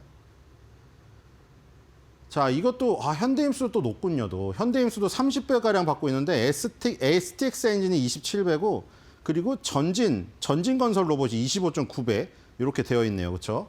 전진건설 로봇은 저 건설인데 여기다 갖다 붙여놨네요. 어쨌든 가장 높게 받고 있고요. 피어 대비. 뒤로 가보겠습니다. 자, 이거는 얘네들 이제 블럭을 대표적인 게 이제 가장 대표적인 게 블럭이거든요. 여기 뭐 카테고리별로 있는데 블럭이에요. 이 조선이 레고 블럭처럼 만들어지는 거예요. 뭐 레고 블럭보다 훨씬 규모가 크죠. 이렇게 현대힘스에서 블럭을 갖다가 이걸 통째로 이제 갖다 붙이는 거죠. 그래서 이런 블럭을 만들어준다. 이 현대힘스가 하고 있는 이 블럭 부분에 이 점이 찍혀 있는 거죠. 지금 이 부분은 여기 앞에 앞머리 쪽에 여기고요. 여기 가운데나 후미 쪽에도 다 블럭을 만듭니다. 현대힘스가 블럭 만들어서 그거 다 조립해 주는 거예요. 그렇죠? 이렇게 보시면 될 것 같고요. 이슈 보겠습니다. 이슈는 지금 이겁니다. 이제 선박 블록이나 배관을 하는 업체고 지금 최근에 이제 이 좀 고부가 갇힌 크레인 사업 이게 조금 마진이 많이 남는다고 해요. 이걸 하고 고부가 기자재 저런 밸브 쪽을 하다 보니까 여기에 투자한 사모펀드가 있거든요. 사모펀드가 요즘에 돈을 회수하고 있는데 사모펀드가 처음에 투자했을 때보다 벌써 4배 수익이라고 합니다. 그래서 요즘에 블록들로 조금씩 수익 실현을 하고 있는 상태예요. 이렇게 보시면 될 것 같고요. 자, 뒤로 가보겠습니다. 자, 내게 예술의 능력은 없구나. 그래도 감사합니다. 8,200원. 뭐 8,200원이 어딥니까, 여러분? 그쵸? 일단 요즘에 짜장면 한 그릇은 벌었습니다. 짜장면 한 그릇이 8,000원인 게 좀 이상한데. 자, 4.2% 벌었고요. 어허, 힘내라. 작년 10월에 산 주식 이제 본전 다가와지네. 하하. 축하드립니다. 자, 그냥 일이나 해야지 해요. 우리 투자분들 다 이렇죠? 주식으로 한탕 크게 해갖고 회사를 그만두리라 생각하다가도 호가창을 보면 그냥 일이나 열심히 해야지. 참 안타깝습니다. 자, 오늘 마켓마블 코멘트 꼽아보겠습니다. 자, 오늘은 현대힘스 게시판에 올려주신 글이고요. 현대힘스기 때문에 힘자를 넣어서 뭐 불러주셨는데 오늘 장도 어려운데 이런 노래를 부르면서 힘을 내셨으면 좋겠네요. 힘상딱 힘상딱 신나는 노래 주가가 오른다 쭉쭉쭉.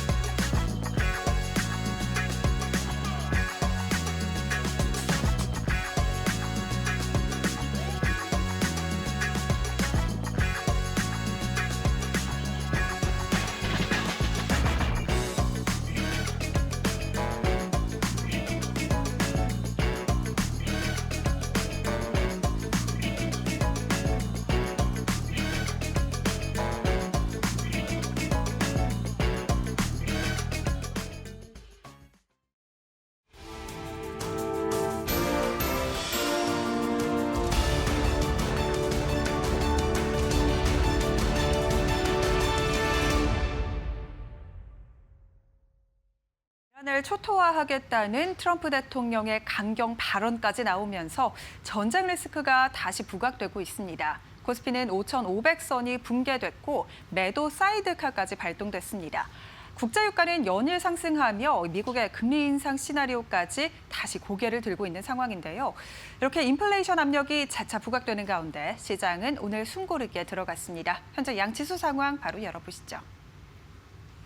코스피와 코스닥 오늘 일제히 하락하는데요. 그래도 코스닥은 시총 1위 기업인 삼천당 제약이 조금 받쳐주면서 낙폭이 코스피보다는 크지 않은 상황입니다. 코스피는 오늘 5% 넘게 밀리면서 5,487선 지나가고 있고 계속해서 이러한 흐름, 5,500선 밑에서 움직이는 흐름 계속해서 이어지고 있는 상황입니다. 코스닥도 약 4% 가까운 하락하며 1,115포인트 지나가고 있고요. 코스피 200은 5% 넘게 밀리면서 오늘 반도체주 그리고 시총 상위주들 대부분이 하락하고 있는 상황입니다. 817선 지나갑니다. 매매 동향도 함께 열어보면요. 오늘 외국인과 기관의 쌍끌이 매도세가 시장을 이끌어 내리고 있습니다. 외국인과 기관 합쳐서 4조 5천억가량 팔고 있고요. 개인은 4조 조금 넘게 사들이면서 시장을 조금 받쳐주고 있지만 외국인과 기관의 순매도가 더욱더 거센 상황이고 아무래도 지수를 이 메이저 주체가 조금 끌어내리고 있는 상황입니다. 코스닥 매매 동향도 함께 살펴보면 비슷한 상황이 이어지고 있는데요. 외국인과 기관의 매도세가 이어지고 있는 가운데 개인만의 순매수가 시장을 그래도 받쳐주고 있는 상황입니다. 오늘 원달러 환율이 정말 큰 폭으로 올랐습니다. 1,500원 선을 넘어서며 출발했는데 장중에 1,510원 선까지 넘어섰고요. 현재 시간 기준으로도 1,509원 가까이 지금 상승 탄력이 계속해서 이어지고 있는 상황입니다. 고점을 지나가고 있는 상황인데 지금 국제유가 상승과 함께 에너지 수급 우려는 더욱더 커지고 있는 상황이고 이에 따라 원달러 환율은 상방 압력을 꾸준히 받아가고 있는 상황입니다. 고환율 기조가 이어지고 있고 중동 사태가 계속해서 이어지면서 시장이 쉬어가는데요. 오늘 중요한 투자 뉴스는 어떤 게 있을지 바로 이어서 살펴보도록 하겠습니다. 중동 사태가 출구점을 찾지 못하면서 국내 증시가 크게 흔들리고 있습니다. 특히나 에너지 수급 우려가 커지면서 신재생 관련주에는 시장이 주목하고 있는데요. 도널드 트럼프 미국 대통령은 현지 시간 21일 이란이 48시간 안에 호르무즈 해협을 완전히 개방하지 않는다면 이란의 발전소를 모두 초토화시키겠다고 밝혔습니다. 이에 이란군 측도 어떠한 공격에도 더 심하게 공격할 것이라며 맞불을 놓았는데요. 지난 18일 이스라엘은 이란 최대 가스전인 사우스 파르스와 천연가스 정제시설 단지를 폭격한 바 있습니다. 이에 이란은 카타르의 LNG 생산 거점을 타격하며 보복을 했는데요. 이렇게 중동 사태가 에너지 인프라 파괴로 이어지면서 글로벌 에너지 관련 수급 우려는 계속해서 커지고 있는 상황입니다. 오늘 SK 오션 플랜트 주가부터 확인해 보도록 하겠습니다. 전반적으로 신재생 관련주들 계속해서 상승 탄력을 전장에 이어서 오늘도 이어가고 있는 상황인데요. 오션 플랜트 10.57%가량 오르면서 오늘도 28,300원 선 지나가면서 상승 탄력 이어가고 있고요. 대창 솔루션은 신고가를 경신을 했습니다. 약 8%가량 상승하며 4,025원 선 지나갑니다. HD 현대 에너지 솔루션도 5% 가까이 오르고 있는데 다만 한화 솔루션 같은 종목들은 조금 하락으로 전환이 되면서 태양광 관련된 종목들, 신재생 에너지 관련된 종목들 안에서 오늘은 조금 차별화된 흐름이 포착되고 있다는 점 말씀드립니다. LG 디스플레이가 세계 최초로 주사율 자동 변환 패널을 양산합니다. LG 디스플레이는 22일 세계 최초로 옥사이드 1Hz 기술이 적용된 노트북용 LCD 패널을 양산한다고 밝혔습니다. 이 패널은 사용자의 노트북 사용 환경을 판단해 1Hz에서 최대 120Hz로 주사율을 자동 변환하는 최신 기술입니다. 주사율은 1초 동안 한 화면이 새로 그려지는 횟수인데요. 주사율이 높을수록 사용성이 편리합니다. 다만 기존에는 높은 주사율을 유지하기 위해서 전력 낭비가 정말 컸는데요. 이번에 LG 디스플레이가 양산에 성공한 옥사이드 1Hz 패널은 화면 변화에 따라 새로 고친 빈도를 유연하게 조절해 전력 사용량을 효율적으로 관리할 수 있습니다. LG 디스플레이는 이 기술을 적용해 노트북 배터리 사용 시간을 기존 대비 48% 이상 늘릴 수 있었다고 전했는데요. 다만 오늘 주가는 이를 반영하지 못하고 있습니다. 지금 전반적으로 기술주가 쉬어가는 가운데 LG 디스플레이도 4%가량 밀리면서 11,510원 선 지나가고 있고요. LG전자 주가도 약 5% 가까운 하락세 유지하고 있습니다. 11만 1,400원 선 거래되고 있습니다. 글로벌 탈탄소 흐름에 따라 환경 규제가 강화되며 조선과 해운업계가 친환경 선박 기술 개발에 속도를 내고 있습니다. 이제 막 형성되기 시작한 전기 추진선 시장을 둘러싸고 조선업계에선 각기 다른 전략을 내놓고 있습니다. 21일 업계에 따르면 한화엔진은 이번 달 안으로 한화 에어로스페이스의 선박용 ESS 총괄 부서인 MDS 사업부 양수를 마무리할 예정인데요. MDS 사업부는 지난해 노르웨이 전기 추진 업체인 심AS의 지분을 모두 인수한 바 있습니다. HD 현대는 장시간 운항이 가능한 대형 컨테이너선에 적용 가능한 맞춤형 전력 운용 시스템을 개발합니다. 원자력을 동력으로 하는 전기 추진 시스템을 개발하는 건데요. 전기 추진선 시장의 성장성은 EU 등의 환경 규제가 이끌고 있습니다. 작년 약 7조 4천억가량이었던 전기 추진선 시장 규모는 2034년까지 약 33조 9천억 원까지 커질 것으로 예상됩니다. 오늘 조선업계 안에서 일단 대형주 3사 주가부터 확인해 보면요. 하나오션은 약 5% 가까이 쉬어가고 있는 상황이고요. 12만 2,700원 선 지나갑니다. HD 현대중공업도 7% 넘게 하락하면서 51만 9천 원 선 지나가고 있고 삼성중공업 주가도 5% 넘게 밀리고 있는 상황인데요. 다만 이 해양 플랜트 관련된 모멘텀이 부각되면서 조선 기자재단으로는 상승 탄력이 조금 붙고 있는 종목들이 있습니다. 현대 힘스가 12% 가까운 급등세 붙으면서 장 초반부터 지금까지 두 자릿수 급등세 유지하고 있고요. 2만 150원 선 거래되고 있습니다. 이번 달 들어 점점 더 커지고 있는 에너지 안보 문제 속에 이제 시장은 수혜주 찾기에 집중하고 있습니다. 조선 섹터 안에서도 여러 규제 속에 전기 추진선이 새로이 주목받고 있는데요. 이에 대한 자세한 이야기 저희와 이어서 살펴보시죠. 오늘은 선박의 전동화에 대해서 말씀해 드리겠습니다. 전동화라는 게 사실 뭐 오토바이나 자동차를 좀 혁신적으로 바꿨는데 이제 배를 그렇게 만들려는 모양입니다. 이 부분에 대해서 배터리 잘 분석해 주시는 분 있죠? 윤석천 경제평론가님과 함께 알아보도록 하겠습니다. 어서 오세요. 네, 안녕하십니까? 네. 예. 이제 선박의 전동화. 이 시대가 활짝 열릴까요? 궁금한데 현황을 좀 말씀 좀 부탁드리겠습니다. 사실 우리나라에서는 네. 그렇게 크게 눈에 띄지는 않는 모양새죠. 네. 그런데 우리나라에서 사실은 추진하고 있습니다. 이게 국책과제로, 그러니까 뭐 전남 목포 같은 경우에서는 연안 여객선 있지 않습니까? 네. 카페리라든지 뭐 사람들 실어나는 페리오 같은 경우에 이미 그 배터리를 이용한 전기 추진선, 이 사실 실증을 갖다가 거의 지금 마치고 있는 상황이라고 얘기할 수가 있는 그래요? 건데요. 네. 실제로 이제 가장 눈에 띄게 이쪽 부분에서 이제 발전하고 있는 어떤 대륙이라고 할까요? 그러면 아무래도 이제 유럽을 들 수가 있겠죠. 유럽에서는 이게 좀 굉장히 활발한데 이미 뭐 소형 보트라든지 요트 같은 경우에는 뭐 어느 정도 전동화가 이루어졌다라고 보고 있는 거고요. 다만 이제 아직도 우리나라도 역시 마찬가지면 이제 대형 선박들, 사실 이쪽 부분은 그 완전한 전기화가 굉장히 힘들다라고 얘기할 수가 있겠죠. 이게 왜 그러냐면 그렇게 큰 배를 갖다 움직이려고 하려면은 사실은 엄청난 배터리를 실어야 되잖아요. 그런 짐을 실을 수 있는 공간 자체가 부족합니다.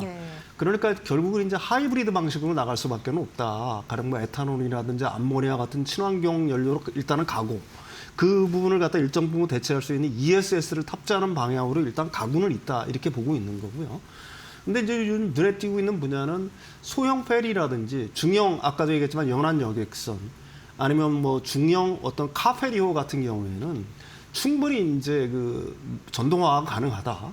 그래서 이제 유럽 같은 경우에는 그쪽 부분에서의 어떤 전동화가 그 기술 개발과 더불어서 굉장히 어떻게 혁신적으로 좀 발생을 하고 있다. 일단 이렇게 말씀드릴 수는 있을 것 같아요. 네.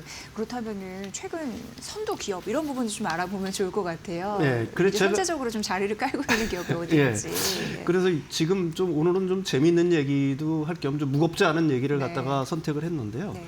스웨덴의 그 칸델라라는 회사가 있습니다. 스웨덴. 예, 스웨덴의 그 선박 기술 기업인데 여기서 이제 나르는 전기 페리, 나르는 전기 페리입니다. 저 그림에서 보는 것처럼. 그 상용화 모델 칸델라 P10이라는 걸 갖다가 일단 발표를 했거든요. 근데 이게 25년도에 타임이 선정한 올해의 발명 상을 갖다가 수상할 정도로 작년에요. 네, 작년에 수상을 했어요.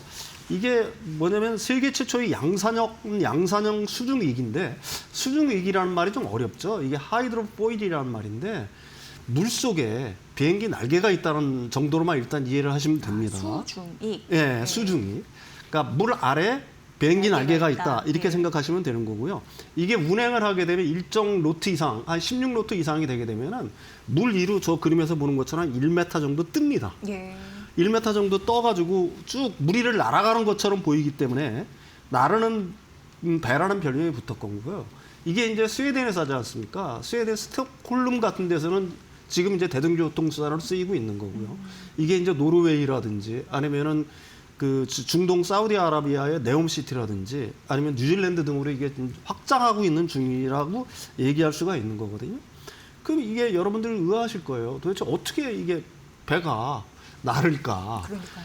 이게 물 아래에 그 비행기 날개가 있다라고 하지 않습니까? 그러면 비행기가 뜨는 원리랑 똑같아요. 베르누이 원리라고 보통 얘기를 하죠. 그 비행기 날개를 보게 되면 위에는 좀 볼록하잖아요. 네. 그러면 이게 물속을 지나가게 되면 이쪽은 유속이 빨라지겠죠. 물고기 같이. 예, 물고기 유속이 빨라질 테니까 윗부분에 유속이 빨라져야 되니까 압력이 낮아지는 거고 아래는 평평하니까 압력이 높을 거란 말입니다. 압력은 베르누이 법칙에 의해서 높은 곳에서 낮은 곳으로 이게 자꾸 작용하려고 하는 힘이 있으니까 이게 16노트 이상이 되게 되면 배가 1m 정도 물에 확 뜨는 거예요. 그래서 이제 가니까 이게 가장 결정적인 어떤 뭐라고 할까요? 장점이라고 한다면은 궁극적으로 물의 저항을 안 받을 거 아니에요. 그렇네요. 그러니까 에너지 효율이 굉장히 이제 높아진다는 얘기가 될 수가 있는 거고요. 또 하나 특징은 뭐냐면은 이게 그 초정밀 비행 제어 시스템 같은 경우를 여기에 도입했다라고 해요. 그래서 초음파 센서하고 컴퓨터가 작동을 하면서 물의 높낮이라든지 아니면 파도의 어떤 강도, 예. 움직임을 갖다가 실시간으로 파악을 해서 분당 뭐 수백 번씩 그 물 아래 잠겨 있는 그 비행기 날개를 조종을 하면서 안정성을 갖다가 일단 확보를 하는 건데요. 그러니까 이런 것들 때문에 사실은 파도가 좀 심하게 쳐도 우리가 이제 배를 갖다가 못하는 사람들이 있죠. 멀미 때문에. 그런 현상이 전혀 없다는 얘기죠. 그런 것도 굉장히 없어요. 안정적이고 조용하면서도 편안하게 이 배가 뭐라고 할까요? 앞으로 나갈 수가 있는 거고요. 또 하나의 특징은 뭐냐면 배가 이제 물 위로 이렇게 떠 있으니까 네. 사실은 물의 저항을 안 받을 테니까 생각보다 배터리의 용량을 갖다가 굉장히 많이 줄여도 네. 이상 없이 배가 그 전진을 하면서 어떻게 보게 되면은 그 에너지 효율을 극대화하면서 운행할 수 있다.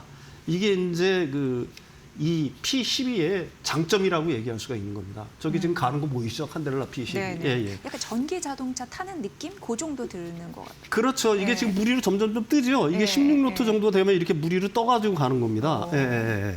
네. 그 참 주요 장점들이 좀 있네요. 예, 그렇습니다. 예. 일단은 선박의 물리적 한계라고 하면 뭐예요? 물의 저항을 받는다는 거잖아요. 우리가 배 타면은 뭐 고속 그 카페리를 타도 좀 답답하다는 생각을 갖다가 지울 수가 없죠. 네. 워낙 속도가 느리니까. 근데 이제 이 배의 특징은 뭐냐면은 일단 물 위로 이게 뜨잖아요. 뜨니까 물의 저항을 거의 안 받는다는 얘기입니다. 그러니까 동급 페리 대비 에너지 소비량이 약 80% 정도 절감할 수 있다는 거예요. 네. 그러니까 이 얘기는 무슨 얘기냐면 큰 용량의 배터리를 싣지 않아도 일반 전기차용 충전기로도 얼마든지 충전이 가능하다는 거고요. 무엇보다도 이게 속도가 굉장히 빠릅니다. 순항 속도라고 보통 얘기를 하죠. 우리가 정속 주행하는 것처럼 순항 속도가 약 25노트 정도 되니까 이게 시속 한 46km 정도 되는 거거든요. 이게 엄청 빠른 겁니다. 배 속도 지금. 최고 속도는 한 30노트 이상까지 낼 수가 있다라고 얘기를 해요. 30노트 같은 경우에는 이게 여기다 한 1.8 정도로 곱하면 되니까 한 56km, 57km 정도 되겠죠. 근데 일반적인 디젤 페리의 순항 속도가 대략 한 10에서 20노트 정도예요. 그러니까 대형 카페리라고 해도 약 22노트 정도. 그러니까 이게 도심형 여객선 치고는 기존 배들보다는 한 2배 정도 속도가 빠르다는 게 굉장히 큰 장점인 거고요.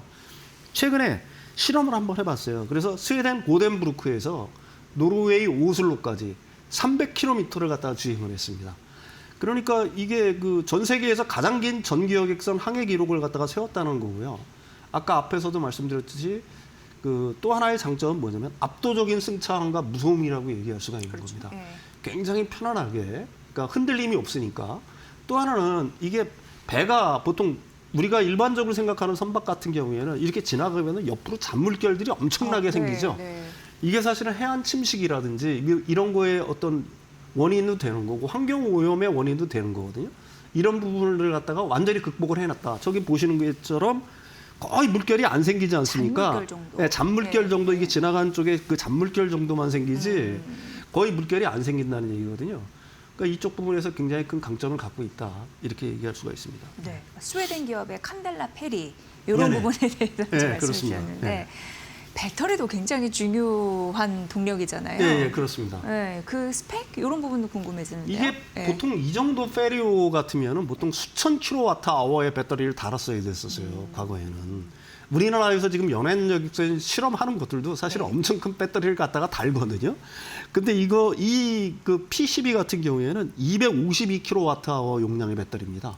그러니까 이게 어느 정도 될까 뭐 여러분들이 궁금하실 텐데 우리나라 그 대형 EV9이라든지 아이오닉 9 같은 경우가 대략 한 100킬로와트 아워의 배터리를 달고 있잖아요. 그러니까 그거의 한 2.5배? 그러니까 일반적인 자동차, 전기차에 비하면 한 4배 정도 되는 배터리를 단다고 생각하면 되고요. 네. 이게 선박치고는 놀라울 정도로 작은 용량이죠. 그러니까 이게 일반적인 동급 전기 페리 같은 경우에는 수천 킬로와트의 배터리가 필요한데 이거는 252킬로와트의 배터리만 달면 되니까 그것도 신기하네요. 예, 이게 엄청난 어떤 네. 효율을 잃었다라고 볼 수가 있는 거죠.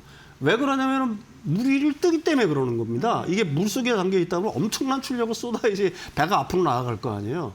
근데 이게 물 위에 떠서 가니까 거의 그 물의 저항을 안 받으니까 배터리 용량을 생각보다 줄여도 굉장히 큰 차이를 가져다 주네요. 네, 그렇죠. 떠 있는 것보다. 예. 그다음에 이게 또 하나의 장점은 252kWh니까 이게 그 초고속 충전을 지원한다는 얘기예요. 일반 그 자동차에 쓰는 초고속 충전이 있지 않습니까? 그러니까 사람들 내려주고 한 15분 정도 있으면 배터리를 어느 정도 충전할 수 있다라고 얘기를 해요. 네.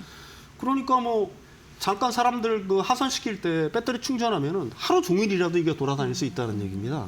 그런 측면에서 굉장히 그 큰 장점이 있다라고 얘기할 수가 있는 거고요.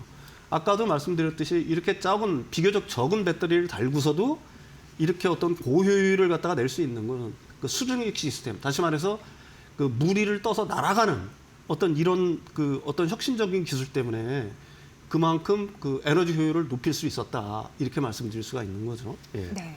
그렇다면 오늘 선박 시장의 전동화 이런 부분을 좀 말씀드리고 있는데 네.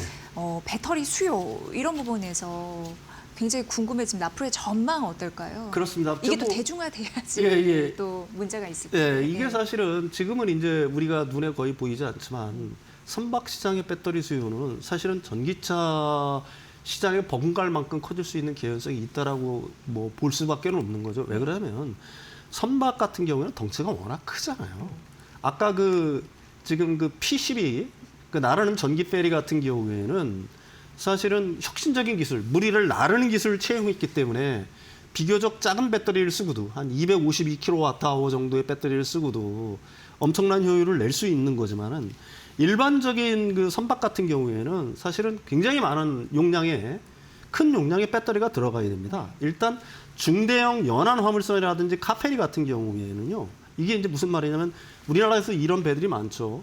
육지와 비교적 가까운 섬을 오가거나 뭐 이게 그 카페리라고 하지 자동차를 실어서 이제 뭐 이렇게 그 뭐 나른대거나 하는 경우 이런 그 선박들 같은 경우에는 이게 어느 정도 배터리가 필요하냐면 약 10메가와트아워에서 50메가와트아워의 배터리가 필요합니다. 그 이게 전기차의 한 150대에서 한 700대 물량이 들어간다는 얘기예요. 이 정도 배터리를 탑재해야 된다는 얘기고요. 그 다음에 이제 초대형 원양 컨테이너선 같은 경우 있죠. 이거는 아까도 얘기했지만 완전히 전동화 시킬 수는 없어요. 거기에 SMR을 쓰든지 아까도 얘기했지만은 아니면 친환경 연료를 쓰든지 간에 써야 되는 거고 그 대신 이제 보조 그 전력을 갖다가 채택하기 위해서 ESS를 여기도 달 수밖에 없습니다. 왜 그러냐면 전력 사용량이 앞으로 점점 늘어날 수밖에 없거든요. 엔진 가동하기 위해서 목적보다는 이제 그 선박 같은 경우도 전부 다 자율주행 인공지능이 탑재가 되는 거 아니겠습니까? 그러면은 전력 사용량이 워낙 많기 때문에 배터리가 앞으로는 절대적으로 필요한 상황이 될 수밖에 없는 거예요. 보조 전력원으로서 ESS가 여기도 채택이 될 거고요. 그렇게 보조용으로만 실어도 사실은 10메가와트아워에서 30메가와트아워 정도의 배터리가 필요할 거라고 추산하고 있습니다. 근데 이제 사실 이게 우리들은 별로 아직까지는 안 보이죠. 이게 사실은 이제 막 시작하는 단계이기 때문에 그런데 이게 23년도에 한번 조사를 한 적이 있어요. 아이드텍 EX라고 영국의 시장조사기관인데 이 보고서에 따르면 22년도 기준으로 한 1기가와트아워 정도밖에 안 됐다라고 얘기를 해요. 아까도 얘기했지만 주로 노르웨이, 뭐 스웨덴 등의 조그만 보트나 선박, 그 요트 같은 경우들 유럽 쪽에. 근데 여기서 전망하는 건 어떤 식으로 전망하냐면은 결국은 2030년에서 2035년 정도 되는 시장이 이게 폭발할 수밖에 없다. 4년 남짓. 예, 그렇죠. 4, 5년 정도 남은 거예요. 네. 왜 그러냐면 이제 국제 해사기구에서 이게 탄소 배출을 강력하게 이제 규제를 하고 있는 거 아니겠습니까? 그렇다고 하게 되면은 선박용 배터리 수요는 앞으로 늘어날 수밖에 없다라고 보고 있는 거고요. 그래서 다수의 시장 조사 기관들 같은 경우에는 2030년 전후까지 글로벌 그 선박용 배터리 시장이 연평균 한 10에서 한 15% 정도 성장할 거라고 보고 있는 겁니다. 그러니까 이게 어느 정도 되느냐 금액으로는 금액 기준으로는 약 70억 달러에서 한 100억 달러 정도 수준까지 올라갈 거라고 보고 있는 거예요. 다른 말로 하면 10에서 한 14조 원 정도의 규모가 될 거고요. 2030년대에는 수백 기가와트 단위의 메가마켓이 열릴 것이라고 보고 있는 겁니다. 네, 네. 근데 사실 그 이 부분에서 우리가 빠져 있는 부분이 있는데 일단 어선들 있잖아요. 고기 잡는 배들 같은 경우에는 이쪽 부분이 포함되면 참 좋을 텐데 이쪽 부분 같은 경우에는 사실은 이쪽도 하이브리드가 될 수밖에 없어요. 왜 그러냐면은 어망을 갖다가 이게 그 그물을 들어 올리거나 할 때 엄청난 부하가 필요하잖아요. 배터리가 견디지를 못합니다. 이게 막 우리들이 일반적으로 생각하는 그 보통 안정적인 C레이트를 넘어서 그 5C 막 10C 이런 식으로 순간적인 어떤 힘을 내야 되기 때문에 사실은 배터리가 그 배터리만으로는 사실 어선들의 어떤 그 전동화를 갖다가 추진하는 거 굉장히 어려울 거다라고 보고 있는 거고요.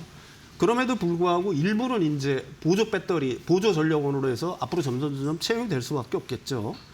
그러면은 여러분들이 좀 궁금하실 거예요. 한국에서는 그럼 어떤 식으로 진행이 되고 있느냐. 그러게요. 예. 앞에서도 뭐 제가 잠깐 얘기한 것처럼 한국 역시 이 카페리 전동화를 갖다가 지금 현재 굉장히 뭐라고 할까요? 적극적으로 추진을 하고 있다. 이렇게 말씀드릴 수가 있습니다. 이게 아까 그 현재 전남 목포에서 사실 실증 사업이 국가 R&D 사업으로 개발 및 일단 실증을 갖다가 전부 다 마친 상황이에요. 그럼 여기는 어떻게 하느냐? 구체적으로 하게 되면은 여기는 배터리 스와핑 방식으로 하는 겁니다. 스와핑. 네, 배터리를 갖다가 왜 그러냐면은 이 보통 연안으로 가서 일단 어느 섬에 도달을 했어요. 네. 그럼 여기서 이게 충전을 해야 될 거 아닙니까? 네. 만약에 배터리가 그냥 고정식으로 달려 있다라고 하게 되면은 근데 섬 지역에는 전력난이 심하잖아요. 아, 그렇겠네요. 네, 그러니까 이걸 충전을 못 하는 거예요. 그 이제 그게 첫 번째 이유고 충전하는데 또 굉장히 오래 걸릴 거 아니겠습니까? 네. 아까도 얘기했지만 이게 무리를 떠서 날지 않으면은 이게 수십 메가와트 단위의 배터리가 들어가야 되는 힘이 거예요. 더디니까. 네. 가중력으로. 그러니까 시간도 오래 걸리고 그다음에 그 뭐라고 할까요? 그 섬 지역의 어떤 전력난들 때문에 이 현재 시스템으로서는 우리나라에서는 이 그 배터리를 갖다 고정시킬 수가 없어요. 그래서 아이디어를 낸 게 뭐냐면은 컨테이너방 형식으로 이 배터리를 만드는 거예요. 우리가 ESS 형태의 컨테이너 시스템으로 들어가지 않습니까? 그러니까 도착하면은 다 쓴 배터리는 내리고 지금 충전된 배터리를 갖다가 올려서 네. 이런 식으로 교체하는 방식으로 지금 하고 있는 거거든요. 그러니까 배터리를 배의 어떤 깊숙한 곳에 이렇게 고정시키는 게 아니라 밖으로 꺼내기 쉬운 컨테이너 형태로 만들어서 배터리를 교환하는 방식으로 일단 실증을 거의 다 마친 상황인 거고요. 앞으로는 점점 사실은 뭐 우리나라에서도 언제까지 디젤을 쓸 수 있는 거, 디젤이라든지 오일을 쓸 수 있는 건 아니지 않습니까? 지금같이 어떤 지정학적 리스크가 이렇게 폭발을 할 때는 사실은 에너지원, 그 전기를 갖다가 우리나라도 이제 언제까지 해외에 외국에 에너지를 갖다가 의존해서는 살 수가 없는 거잖아요. 근데 과거와는 달리 지금은 스스로 에너지를 우리가 생산할 수 있지 않습니까? 그러니까 태양광을 통해서 풍력을 통해서든지. 그러니까 이게 지정학적 리스크, 그러니까 자원 안보 측면에서도 사실은 하루빨리 우리가 스스로 전기를 생산할 수 있는 시스템으로 바꿔야 되는 거고요. 그렇게 된다라고 하게 되면 섬 지역이라든지 이런 지역에서는 태양광이라든지 아니면은 그 풍력 같은 경우를 만들어서 거기서 전기를 생산을 해내고 만약에 연안 여객선이 오게 되면은 이 컨테이너를 갖다가 바꿔서 이쪽에서 충전하고 이런 식으로. 그러니까 이제 그런 식의 어떤 그 강한 정책들이 될 거기 때문에 그 우리가 연안을 달리는 연안 여객선이라든지 카페리 같은 경우에는 이런 실증 사업도 끝나서 사실은 우리나라에도 이제 이쪽 선박 전동화가 앞으로 점점점 탄력을 붙으면서 빠르게 진행될 수 있는 여지가 있다. 이렇게 말씀드릴 수가 있을 것 같아요. 네. 아직까지는 뭐 국가 발전 그런 전략 이런 부분이 네네네. 포함이 되어 있어도 네네. 해결해야 할 과제는 있네요. 하지만 네, 그렇습니다. 이미 신경을 쓰고 있는 바 네. 투자 전략에서는 좀 지금부터 곰곰이 살펴볼 부분이 있습니다. 배터리 부분이. 예, 제가 말씀드리고 싶은 건 네. 배터리의 쓰임새라는 건 앞으로의 시대에는 필수적이라는 점을 말씀드리는 거예요. 그게 네. 어떤 분야건 실제로 우리나라에는 안 보이고 있지만 물 밑에서는 진행이 되고 있다. 전동화가 이렇게 이해를 하시면 될 것 같습니다. 예. 차뿐만 아니라 네네. 배까지 네네. 굉장히 영역이 다양화되고 있다라는 부분으로 방점을 찍어서 보시면 될 것 같습니다. 오늘도 아주 유익한 내용이었고요. 윤석천 경제평론가의 분석으로 들으셨습니다. 고맙습니다.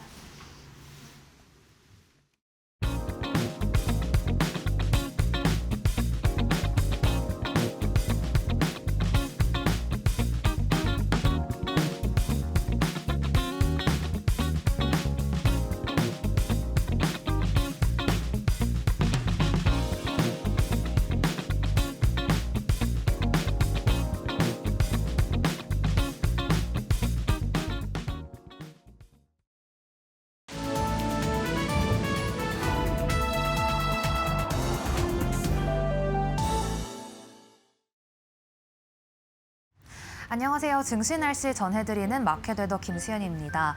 우리 증시 날씨 오늘 비가 내리고 있습니다. 트럼프 대통령이 이란을 향해서 호르무즈 해협을 48시간 안에 완전히 개방하지 않을 경우 이란의 발전소를 초토화시키겠다고 최후 통첩을 날렸습니다.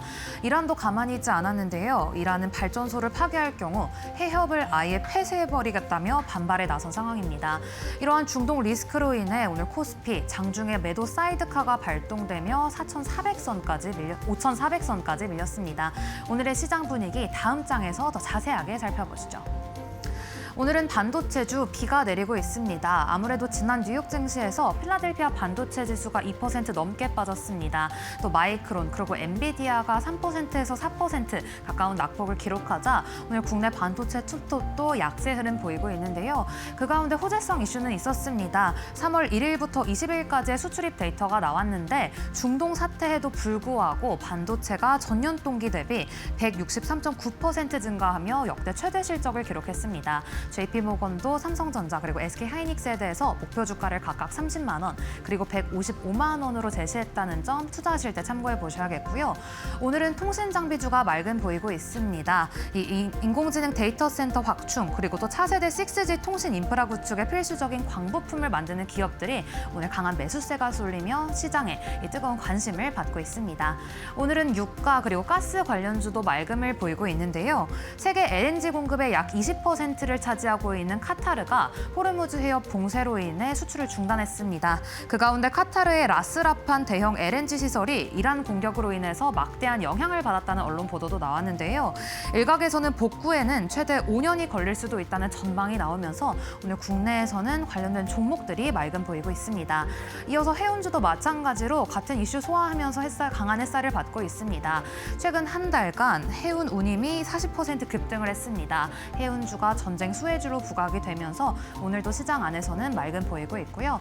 탈플라스틱 관련주도 오늘 테마성 움직임 보이고 있습니다. 글로벌 환경 규제 강화 그리고 기업들의 ESG 경영 확대로 플라스틱 대체 소재 수요가 급증할 것이라는 전망에 힘입어 오늘 관련된 종목들 강한 상승세를 보이고 있습니다. 이어서 증권가의 리포트들도 하나씩 살펴보시죠. 오늘 포스코 인터내셔널 주가 맑은 보이고 있는데요. 오늘 국내 증권사 여러 곳에서 이 목표 주가를 상향 조정했습니다. 그중에서 최대치가 10만 원이었는데요.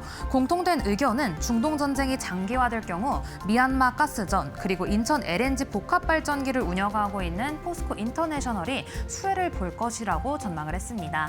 이어서 코스맥스입니다. 오늘 목표가 10% 하향 리포트가 있어서 가지고 와봤는데요.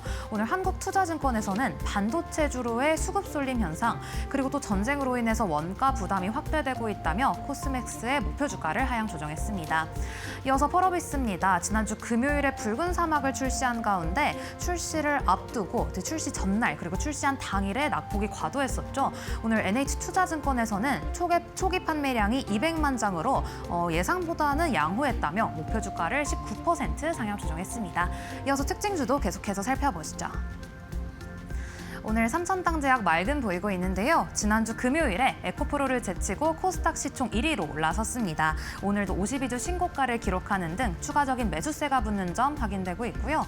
오늘 하이브는 주가에 비가 내리고 있습니다. 지난 주말에 BTS의 광화문 공연이 마무리가 된 가운데 컴백 재료 소멸로 인해 오늘 주가는 비가 내리고 있습니다.